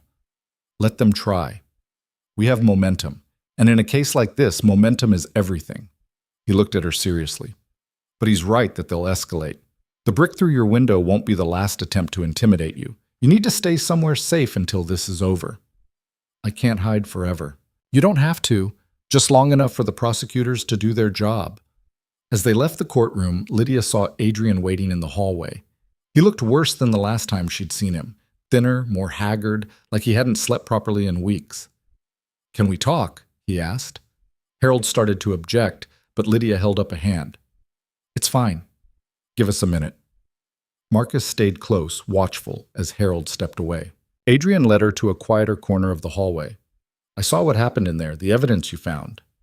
You mean the evidence that proves your mother tried to destroy me? Yes. He looked at the floor. I didn't know. I swear I didn't know she was planning any of that. Would it have mattered if you did? He flinched. Probably not. And that's... His voice cracked. That's something I'm going to have to live with. Why are you here, Adrian? Because I need you to know that I'm done. With her, with all of it. I've moved out of the estate. I'm cooperating with the prosecutors. I'm giving them everything they need to build their case. Lydia studied him, looking for the lie, the manipulation. But all she saw was exhaustion and genuine regret. Why now? She asked. Why not weeks ago when I was begging you to listen? Because I'm a coward. He met her eyes. You said it yourself. I chose them over you because it was easier, because standing up to my mother was terrifying, and I told myself that she couldn't really be as bad as you were saying. But she is. She's worse. What changed? Sebastian tried to kill himself. Lydia's breath caught. What? 3 days ago. Pills. They found him in time, but Adrian's hands were shaking. He left a note about how he couldn't live with what we'd become, what she'd made us into. And I realized that if I kept defending her, kept pretending, I'd end up just like him, or worse. Is he okay? He's alive, in a psychiatric facility. They don't know if he'll... He stopped, pressing his palms against his eyes. I can't do this anymore, Lydia. I can't be part of this family if being part of this family means becoming a monster. She wanted to hate him. Part of her did, but mostly she just felt sad. I hope you mean that, she said quietly. I hope you actually follow through this time. I will. I am. And I know it doesn't fix anything between us. I know you'll never forgive me, and you shouldn't, but I need you to know that I'm trying to do better, even if it's too late. It is too late, she said, for us, but maybe not for you. He nodded, not quite looking at her. The divorce papers. I'll sign them. No contest, no games. You can have whatever you want. I don't want anything from you. Then take it anyway. As an apology. A completely insufficient, meaningless apology, but the only one I have to give. He walked away before she could respond. Marcus appeared at her elbow. You okay? I don't know, Lydia said honestly, but I think I might be getting there. The next 2 days were chaos. The story exploded across every media outlet. Blackwood matriarch caught in elaborate framing scheme. New evidence vindicates accused duchess. The fall of an empire. People who'd turned on Lydia were now scrambling to delete their earlier comments, to claim they'd supported her all along. Lydia ignored most of it. She was staying at a different hotel now, one Harold had arranged, with Marcus and James taking shifts outside her door. She spent her time working with the prosecutors, giving depositions, providing every piece of information she had, and she started planning what came next. After all of this was over, after Cordelia faced trial, after the divorce was finalized, what then? She couldn't go back to her old life. That person didn't exist anymore. But maybe that was okay. Maybe she could build something new. Marina visited on Tuesday night, bringing takeout and moral support. You're all over the news, she said, unpacking containers of Thai food. Like, everywhere. There are memes, fan accounts. People are calling you a hero. I'm not a hero. I just refuse to be a victim. Same thing sometimes. Marina handed her a fork. So what are you going to do when this is over? Go back to consulting? Maybe. Or maybe something different. I've been thinking about starting a foundation for women in situations like mine, married into wealth, isolated, abused. Help them get out, get legal support, rebuild. That's a great idea. It's just an idea right now, but I have time to figure it out. She picked at her pad thai. I just want to be done. With the trial, the media, all of it. I want to wake up and not be afraid. You will, soon. The hearing on Wednesday was standing room only. Every journalist in the city seemed to have crammed into the courtroom, cameras lined up outside, people shoving for a glimpse of the disgraced duchess who'd tried to destroy an innocent woman. Cordelia arrived in handcuffs. That was new. Apparently the prosecutors had decided she was a flight risk and revoked her bail. She looked older somehow, smaller. The perfect veneer had cracked completely. The judge reviewed Harold's evidence, listened to the forensic expert confirm its authenticity, and turned to Pemberton. Does your client wish to respond to these allegations? Pemberton stood slowly. Your Honor, Mrs. Cordelia Blackwood maintains her innocence. However, in light of the evidence presented, we request a continuance to denied. Mr. Pemberton, your client is facing serious criminal charges. The evidence against her is substantial and growing. I'm referring this matter to the district attorney for immediate prosecution. Mrs. Blackwood, you are hereby ordered to remain in custody pending trial. Cordelia's face went white. She started to stand to protest, but the bailiffs were already moving toward her. Your Honor, this is outrageous, Pemberton tried. What's outrageous, the judge cut him off, is attempting to frame an innocent woman for crimes you committed. Mrs. Lydia Blackwood is hereby cleared of all accusations. The restraining order against her is lifted, and frankly, she'd be well within her rights to pursue a civil suit for defamation and emotional distress. He banged his gavel. This matter is closed. The courtroom erupted. Reporters shouting questions, cameras flashing, people surging forward. Cordelia was led away in handcuffs, her face a mask of fury and disbelief. She looked back once, found Lydia in the crowd, and mouthed something that looked like, "This isn't over." But it was. Lydia knew it was. Harold was grinning, actually grinning, as they pushed through the crowd toward the exit. You did it, he said. You actually did it. We did it. No. This was you. You fought when anyone else would have run. You stood your ground when they tried to bury you. You won. Outside, the press was waiting, microphones shoved in her face, questions coming from every direction. Mrs. Blackwood, how do you feel? What will you do now? Do you have anything to say to Cordelia? Lydia stopped on the courthouse steps. Marcus moved to shield her, but she waved him back. She looked at the cameras, at the crowd of reporters and curious onlookers, and made a decision. I have a statement, she said. The crowd went silent. For months, I was told that I didn't belong, that I wasn't good enough, smart enough, worthy enough to be part of the Blackwood family. I was isolated, humiliated, and ultimately framed for crimes I didn't commit.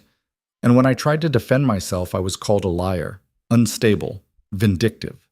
Her voice was steady, clear. But I refused to disappear. I refused to be erased. Because I knew the truth, and I knew that eventually the truth would matter. Today proved that it does. She paused, choosing her words carefully. Cordelia Blackwood tried to destroy me to protect herself. She failed. And I hope that anyone watching who's in a similar situation, anyone who feels trapped, silenced, or afraid, takes this as proof that you can fight back. You can survive. And you can win. What about your marriage? Someone shouted. My marriage is over. The divorce will be finalized shortly, and I'm moving forward with my life. Alone, but free. Do you regret marrying Adrian Blackwood? Lydia thought about that. Did she? If she hadn't married him, she wouldn't have gone through hell, but she also wouldn't have discovered her own strength, wouldn't have learned what she was capable of when pushed to the edge. No, she said finally, I don't regret it. It taught me who I am, and that's worth something. She turned and walked down the steps, Marcus and Harold flanking her, leaving the reporters shouting questions at her back. A car was waiting. Not a hired car this time, Marina's SUV, with Marina herself behind the wheel. Get in, she said. I'm taking you somewhere to celebrate. I'm exhausted. Too bad. You just defeated a billionaire supervillain. We're getting drinks. Lydia laughed, actually laughed, and climbed into the passenger seat. They drove to a quiet bar across town, the kind of place where nobody cared about high society drama. Marina ordered champagne, the expensive kind because you deserve it, and they sat in a corner booth away from the windows. To Lydia Blackwood, Marina raised her glass, who came, saw, and conquered. I prefer survived. Fine, to surviving, and to whatever comes next. They drank. The champagne was perfect. Lydia's phone buzzed. A text from Harold. Prosecutors formally charged Cordelia with fraud, embezzlement, conspiracy, and attempted obstruction of justice. She's looking at 15 to 20 years if convicted. Thought you'd want to know. She showed Marina, who whistled low. 15 to 20 years, damn. She earned it. Still, that's someone's mother, someone's life. She tried to destroy mine. I know. And she deserved this. Marina looked at her seriously. Are you okay? Really okay? Lydia thought about it. Was she okay? She was divorced. Homeless, technically. Her reputation was still recovering. She had nightmares about broken windows and threatening phone calls. She'd spent months living in fear, and that didn't just go away because you won in court. But she was alive. Free. And for the first time in a long time, the future felt like something she could control. I will be, she said, eventually. Good enough. They stayed at the bar until midnight, talking about everything except the trial. Marina's new collection, their college days, places they wanted to travel. Normal things, human things. It felt like coming back to life. When Marcus drove Lydia back to the hotel that night, there was an envelope waiting for her at the front desk. Hotel stationery, her name written in elegant script. She opened it carefully, half expecting another threat. Instead, it was a note from Vivienne. Lydia, I know this doesn't fix anything, but I needed you to know that I'm sorry. Really, truly sorry. For everything. You were right about all of it, and I was too much of a coward to admit it until it was too late. Sebastian is getting help. Adrian is trying to become a better person. And I'm leaving. The Blackwood name, the estate, the whole poisonous legacy. I don't know who I am without it, but I'm going to find out. I hope you find peace. You earned it. V. Lydia read it twice, then folded it carefully and put it in her bag. Maybe forgiveness wasn't possible. But understanding? That was a start. She fell asleep that night without nightmares for the first time in weeks. And when she woke up the next morning, she started planning her future. The foundation would be called Second Chances. It would provide legal support, housing assistance, and counseling for women escaping abusive wealthy families. She had the seed money, Adrian's settlement offer, which she'd initially planned to refuse but now saw as a tool for helping others. She reached out to lawyers, therapists, social workers, built a team, found office space, created a website. Within 3 weeks, they had their first client, a woman who'd married into old money, been isolated and controlled, and was now trying to divorce her way out. Lydia sat across from her in their cramped temporary office and saw her own reflection. You can do this, she told the woman. I know it seems impossible, but you can. How do you know? Because I did, and if I can, anyone can. A month after the trial, the verdict came in. Cordelia Blackwood was found guilty on all counts. Sentencing was scheduled for the following week, but everyone knew what it would be. Prison, real prison, for a woman who'd spent her entire life in mansions and ballrooms. Lydia didn't attend the sentencing. She'd moved on by then, thrown herself into work with the foundation. She read about it online later. 18 years, eligible for parole after 12. Cordelia had maintained her composure throughout, refused to show remorse, insisted she'd been protecting her family. Some people never learned. Adrian reached out one last time, asking if they could meet for coffee. Lydia agreed, curious what he wanted. They met at a cafe near her new apartment, a modest one-bedroom she was renting while she figured out what came next. Adrian looked better than the last time she'd seen him, healthier, more present. I wanted to tell you in person, he said, stirring sugar into his coffee. I'm stepping down from the company, selling my shares, starting over somewhere else. Where? I don't know yet. Maybe the countryside. Maybe another country entirely. Somewhere I can figure out who I am without the Blackwood name attached. That sounds healthy. It sounds terrifying, but necessary. He met her eyes. I also wanted to thank you. For what? For forcing me to see the truth. For not letting me hide behind my family's money and reputation. For being strong enough to fight when I was too weak. He smiled, sad and genuine. You deserved so much better than what I gave you. Yes, Lydia said simply. I did. I hope you find it. The better thing, whatever that looks like for you. I'm working on it. They finished their coffee in comfortable silence. When they parted ways on the sidewalk, he hugged her, brief and awkward, but sincere. Goodbye, Lydia. Goodbye, Adrian. She watched him walk away, this man who'd been her husband, and felt nothing but relief that he was no longer her responsibility. 6 months after the trial, Second Chances had helped 18 women escape abusive situations.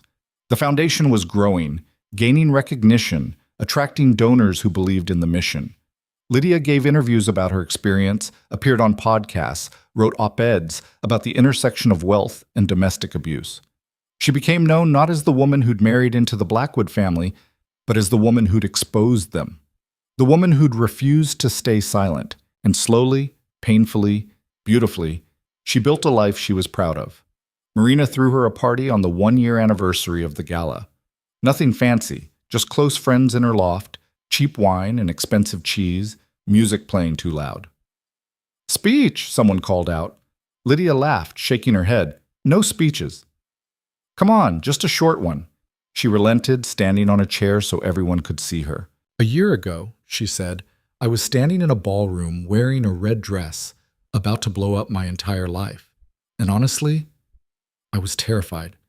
I thought I might end up in prison, or worse. I thought I'd lose everything." She looked around at the faces watching her, friends, colleagues, people who'd believed in her when she couldn't believe in herself. "But what I learned is that you can't lose something you never really had. The Blackwood name, the money, the status, none of it was ever mine. The only thing that was mine was my truth. And that's the one thing they couldn't take." Someone started clapping, others joined in. "So here's to truth," Lydia raised her glass. "And to surviving the people who try to bury it.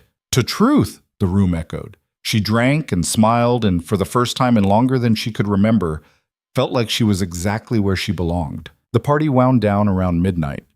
Lydia helped Marina clean up, washing glasses and boxing leftover food, the comfortable silence of old friends who didn't need to fill every moment with words.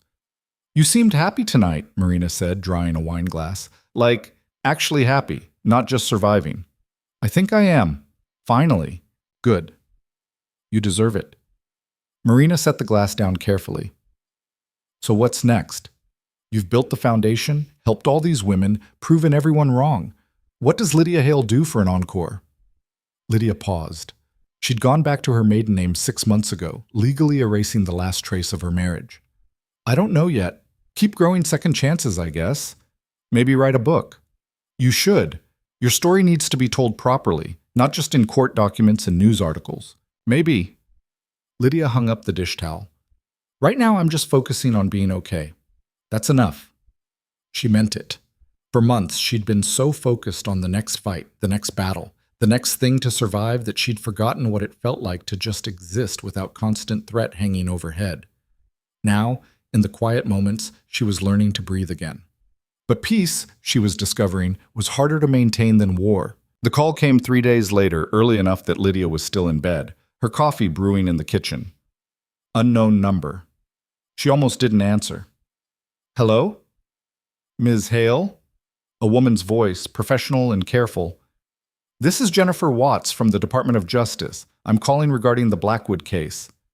Lydia sat up, suddenly wide awake. "What about it?" "We've uncovered additional evidence during our investigation into Cordelia Blackwood's financial crimes. Evidence that suggests the embezzlement scheme was significantly larger and more complex than initially believed. We'd like you to come in for a meeting." "Why me?" "The trial's over. Because we believe you may have information relevant to the expanded investigation.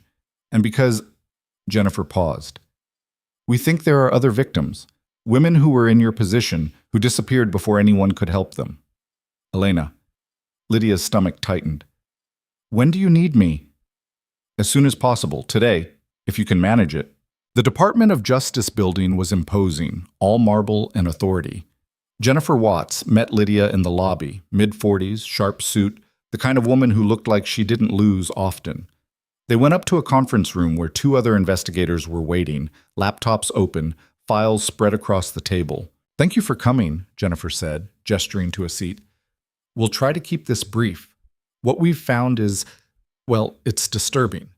Cordelia Blackwood's embezzlement appears to date back at least 15 years, possibly longer. The total amount stolen from the estate is somewhere in the range of £3 million.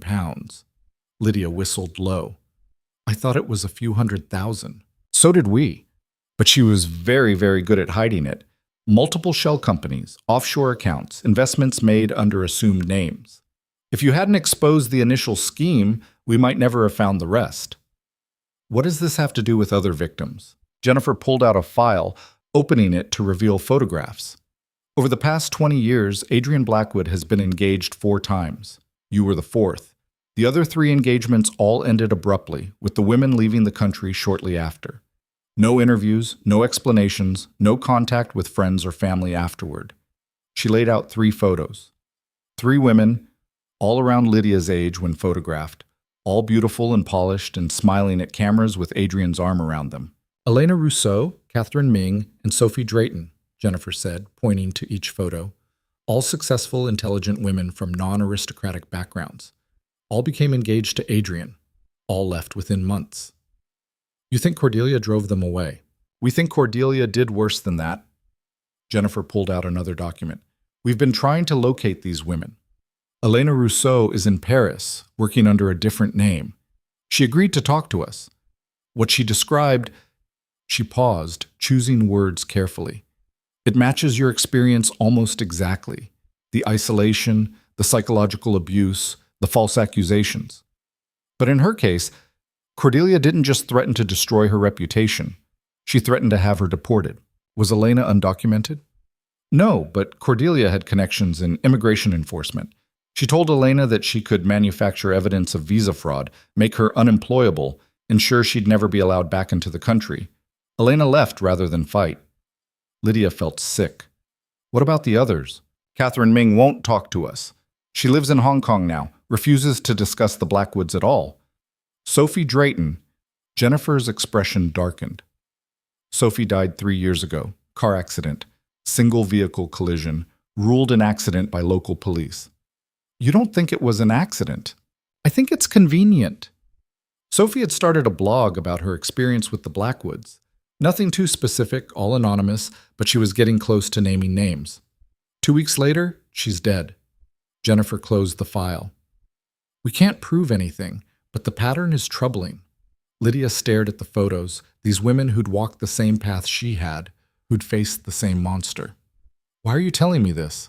Because we need your help. You're the only one who fought back successfully, who has documentation and testimony that can hold up in court. With your cooperation, we can build a case that shows a pattern of behavior. Conspiracy, intimidation, possibly worse. We can make sure Cordelia Blackwood never gets out of prison.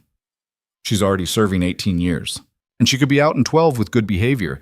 12 years, Ms. Hale, and then she's free to do this to someone else. Jennifer leaned forward. Help us ensure that never happens. Lydia looked at the faces in the photos again. Elena, who'd run.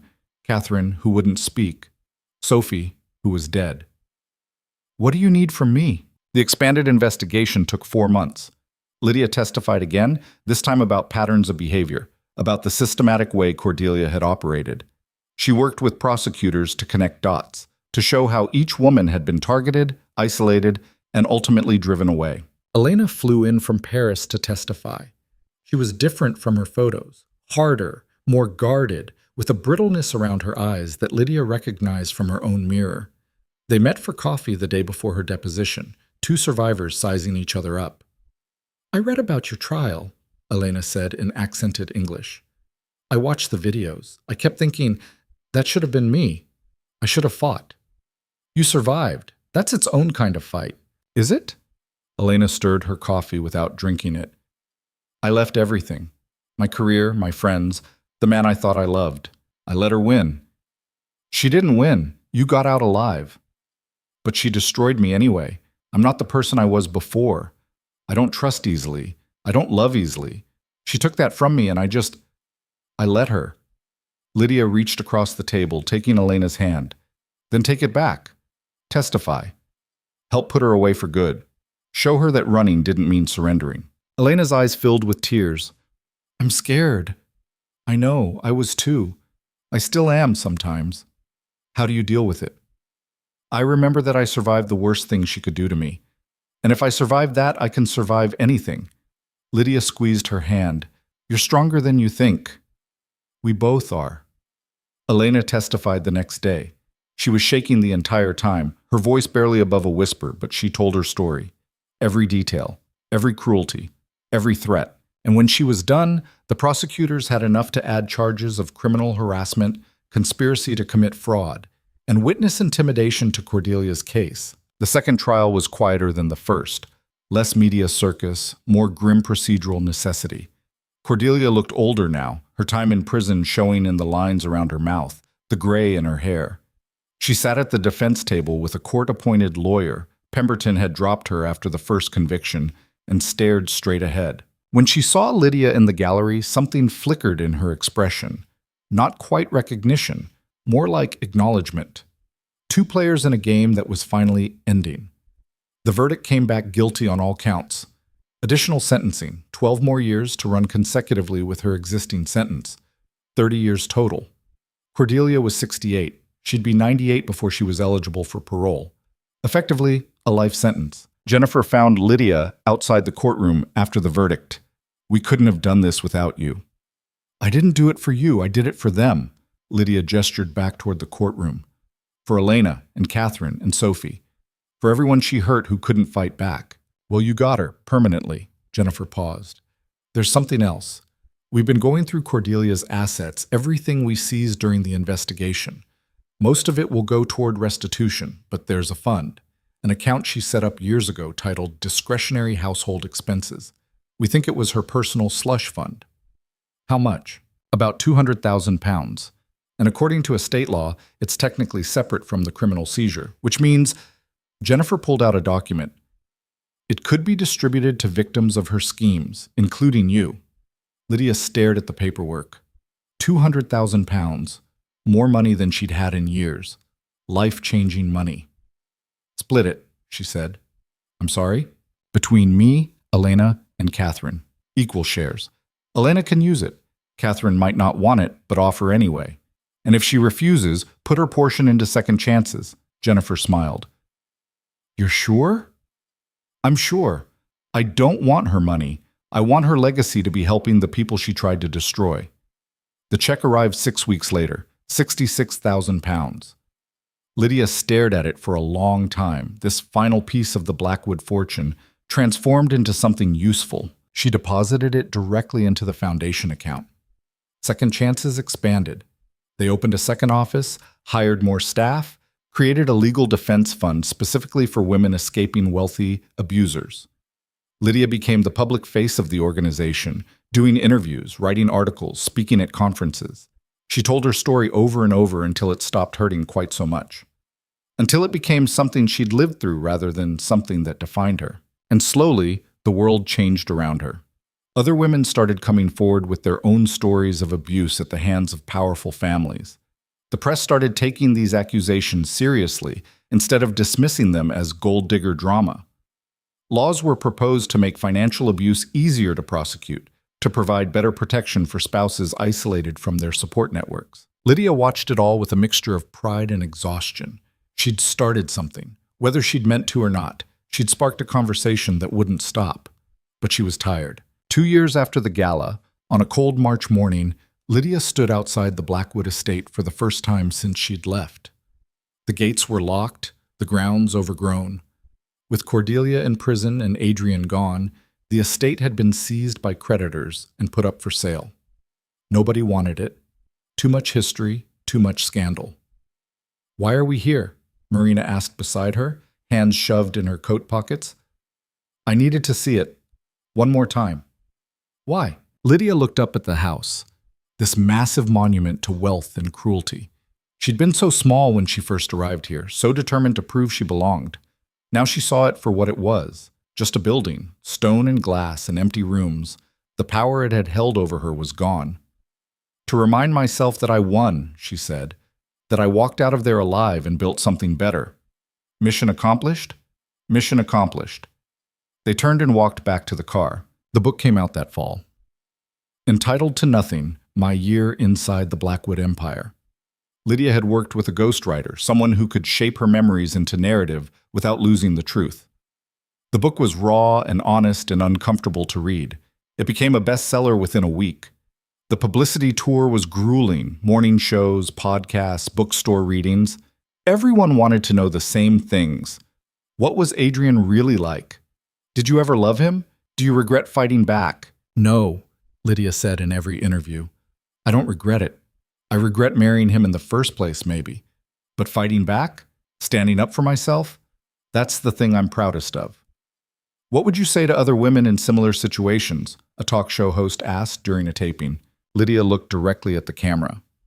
I'd say that you're not crazy. You're not imagining the abuse, and you deserve better than someone who makes you feel small. It's going to be hard. It's going to be scary. They're going to try to destroy you, but you're stronger than they think, and there are people who will help you if you let them. The audience applauded. Lydia smiled, but inside she was thinking about the messages she'd received that week. Women thanking her, women asking for advice, women sharing their own stories of survival. She couldn't save everyone, but maybe she could light the way. 3 years after the gala, Lydia was invited to speak at a conference on financial abuse and domestic violence. The keynote address, in a ballroom that held 2,000 people. She almost said no. Public speaking still made her nervous, and the irony of being in another ballroom wasn't lost on her. But Marina convinced her. You need to do this. People need to hear from you. So she did. She stood on that stage, in a blue dress this time instead of red, and told her story one more time. But this time she focused less on the Blackwoods and more on what came after. The foundation, the women they'd helped, the changes in law and policy, the way one person refusing to disappear could create ripples that reached further than she'd ever imagined. I'm not a hero, she said near the end of her speech. I'm just someone who got angry enough to fight back. And I'm not special. Any of you could do what I did if you had to. The only difference is that I had resources, a lawyer who believed me, friends who supported me, evidence that held up in court. Most people don't have that, and that's what we're working to change. She talked about second chances, about their expansion plans, about the legislative advocacy work they were doing. And she ended with this. 3 years ago, I was standing in a different ballroom, about to destroy my marriage and my reputation and possibly my freedom. I was terrified. But I was also done being afraid, done being small, done letting powerful people decide who I was allowed to be. She paused, looking out at the sea of faces. I won that fight. But the war isn't over. There are still women trapped in situations like mine. Still men like Adrian who choose comfort over courage. Still systems that protect abusers and blame victims. We have work to do, and I hope you'll join me in doing it. The standing ovation lasted 3 minutes. Afterward, in the hallway, a young woman approached her, early 20s, nervous, twisting her hands together. Ms. Hale, I needed to say thank you. For what? For telling your story, for fighting. Her voice dropped. I was in a situation, not the same as yours, but similar.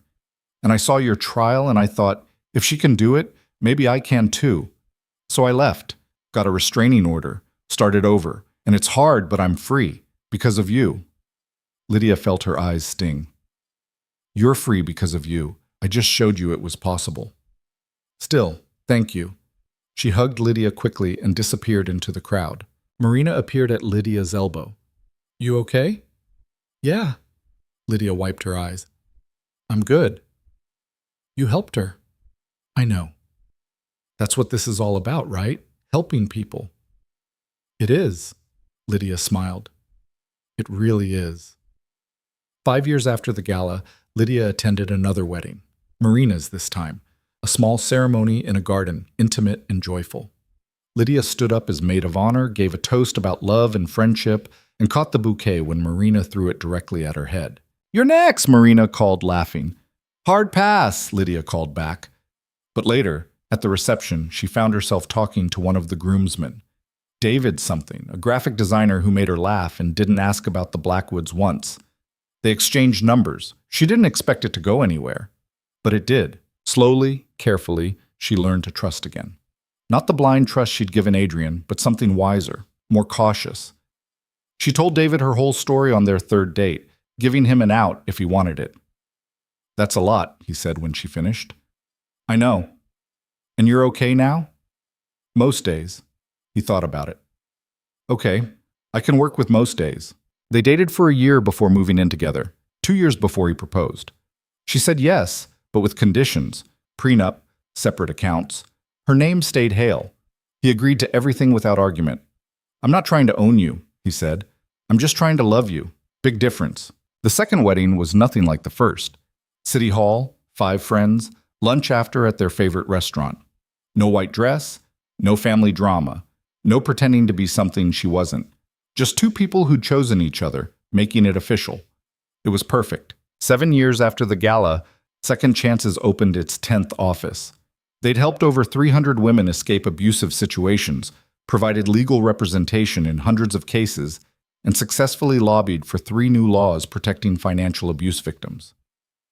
Lydia stood in the new office, a bright modern space with windows overlooking the city, and felt something she'd spent years chasing: contentment. Not bad for someone who was supposed to disappear quietly, Harold said beside her. He was semi-retired now, spending most of his time volunteering for the Foundation's legal clinic. Not bad, Lydia agreed. You ever hear from any of them, the Blackwoods? Adrian sends a Christmas card every year. I don't open them. And Cordelia? Still in prison, still convinced she did nothing wrong. Lydia shrugged. Some people never change. But you did. She thought about that. Had she changed? Or had she just become more herself, the person she would have been if she hadn't spent years trying to fit into someone else's definition of acceptable? I grew up, she said finally. That's all. I stopped trying to be what other people wanted and started being what I needed. And what do you need? Lydia looked around the office, at the staff members setting up desks and hanging artwork, at the sign being installed on the door. This, purpose, helping people, making sure what happened to me doesn't happen to someone else. You've done that, multiple times over. Then I'll keep doing it until I can't anymore. Harold smiled. That's the Lydia I know. On the 10-year anniversary of the gala, Lydia woke up in her own house, a modest but comfortable place she'd bought with her book royalties, next to her husband, with her rescue dog sleeping at the foot of the bed. She made coffee, checked her email, and found a message from Elena. 10 years, can you believe it? I'm getting married in the spring to a good man who knows my whole story and loves me anyway. I never thought I'd get here. Thank you for showing me it was possible. E. Lydia typed back. Congratulations. You deserve every happiness. L. She sat in her kitchen, drinking coffee and watching the sunrise, and realized she couldn't remember the last time she'd had a nightmare about the Blackwoods. Couldn't remember the last time fear had been her dominant emotion. She'd won. Not just the trial, not just the legal battles, but the war for her own life, her own identity, her own peace. The text from Marina came around noon. Drinks tonight to celebrate you not being dead or in prison? Lydia laughed and typed back, best reason to celebrate I've ever heard. That evening, surrounded by friends in the same bar where they'd celebrated her first victory a decade ago, someone asked her to tell the story one more time. No, Lydia said, smiling. I'm done telling that story. It's over. I won. And now I'm living the part that comes after. The part where I get to be happy. So no more fighting? I didn't say that. I'll always fight. Just not for my right to exist. That battle's won. Now I fight for other people who need it. To Lydia Hale, Marina raised her glass, who survived the unsurvivable and built an empire from the ashes. To surviving, Lydia corrected, and to whatever comes next. They drank and laughed, and Lydia felt the weight of the past finally, truly lifting. She'd spent so long defined by what had been done to her, by the fight she'd been forced into. But she wasn't that frightened woman in a red dress anymore. She was Lydia Hale, survivor, fighter, founder of Second Chances, author, wife, friend, and most importantly, free. That night, lying in bed next to David, she thought about Cordelia, still in prison, still bitter, still convinced she'd been wronged, and Lydia felt something unexpected, pity, because Cordelia would never know what it felt like to be on this side of the fight, to have lost everything and built something better from the ruins, to have been broken and put yourself back together stronger than before. Cordelia would die in prison, unchanged and unrepentant, never understanding that she'd lost not just the legal battle, but the war for her own soul. While Lydia was here, alive, happy, victorious in ways that couldn't be measured by court verdicts or prison sentences. You okay? David murmured, half asleep. Yeah. Lydia curled into his side. I really am. And she was. 15 years after the gala, Lydia gave her last major interview. a documentary crew filming a piece about financial abuse and domestic violence in wealthy families. They'd interviewed other survivors, legal experts, advocates, and they wanted Lydia to close out the film.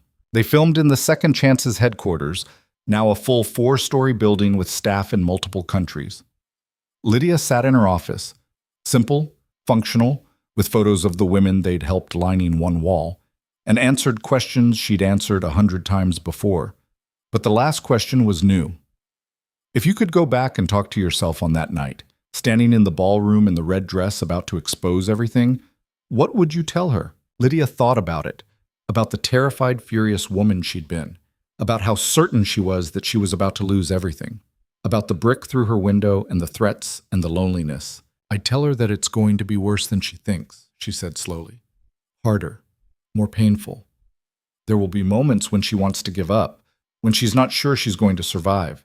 But I'd also tell her," her voice caught, "I'd tell her that she's stronger than she knows, that fighting back is the right choice, that 10 years from now, 15 years from now, she'll look back and be proud of the woman she became.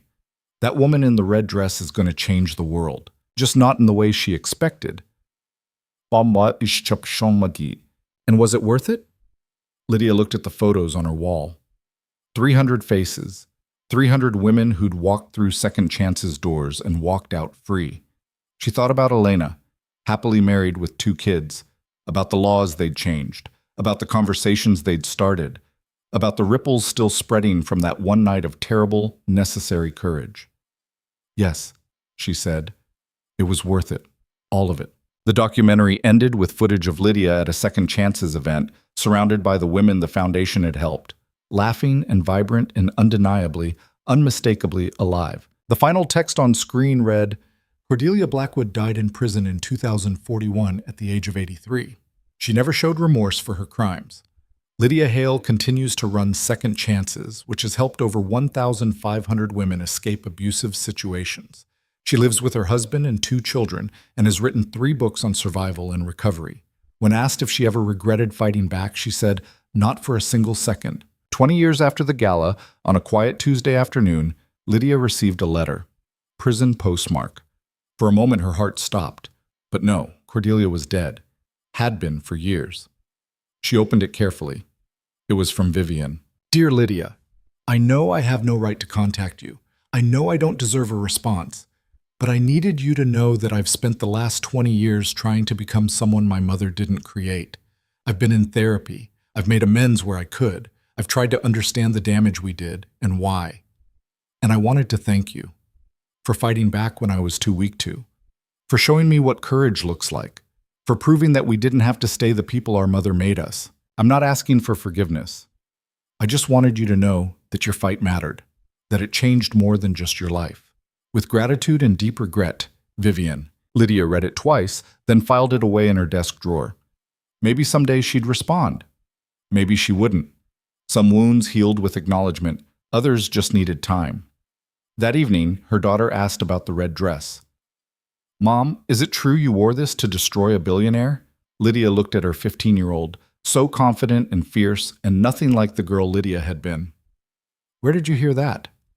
"There's a TikTok about it. They're calling you an icon." "An icon?" Lydia laughed. "I was just a woman who refused to disappear. That's what makes you an icon." Lydia pulled out the dress. She'd kept it all these years, preserved in a garment bag in the back of her closet. The red silk still gleamed like blood, like fury, like courage distilled into fabric. "You want to try it on?" she asked. Her daughter's eyes went wide. "Really? Really?" She watched her daughter slip into the dress, this artifact of her past. It fit differently now, looser in some places, tighter in others, the girl not quite filling out the armor her mother had worn into battle. But she would. Someday she'd fill it perfectly. And hopefully, she'd never need to wear it to war. Because that was the point, wasn't it? Fighting so hard, so publicly, so completely, that the next generation wouldn't have to. Building a world where women didn't need to destroy their lives to escape bad ones, where standing up for yourself didn't require superhuman courage because it was expected, normal, protected. Lydia had fought her war, won it, changed the landscape. Now she got to live in the world she'd helped create, And as she stood there, watching her daughter spin in the red dress, Lydia finally understood what victory really looked like. Not Cordelia in prison, not the money or the foundation or the accolades. This, her daughter, fearless and free. Her son, growing up watching his mother be strong. The thousands of women out there who'd heard her story and found their own courage. That was winning. That night, Lydia hung the dress back in the closet. She might wear it again someday, to a gala maybe, or a speaking event. Or she might leave it there, a reminder of who she'd been and how far she'd come. Either way, it had served its purpose. She'd walked into that ballroom a duchess, desperate and terrified. She'd walked out Lydia Hale. And that had made all the difference.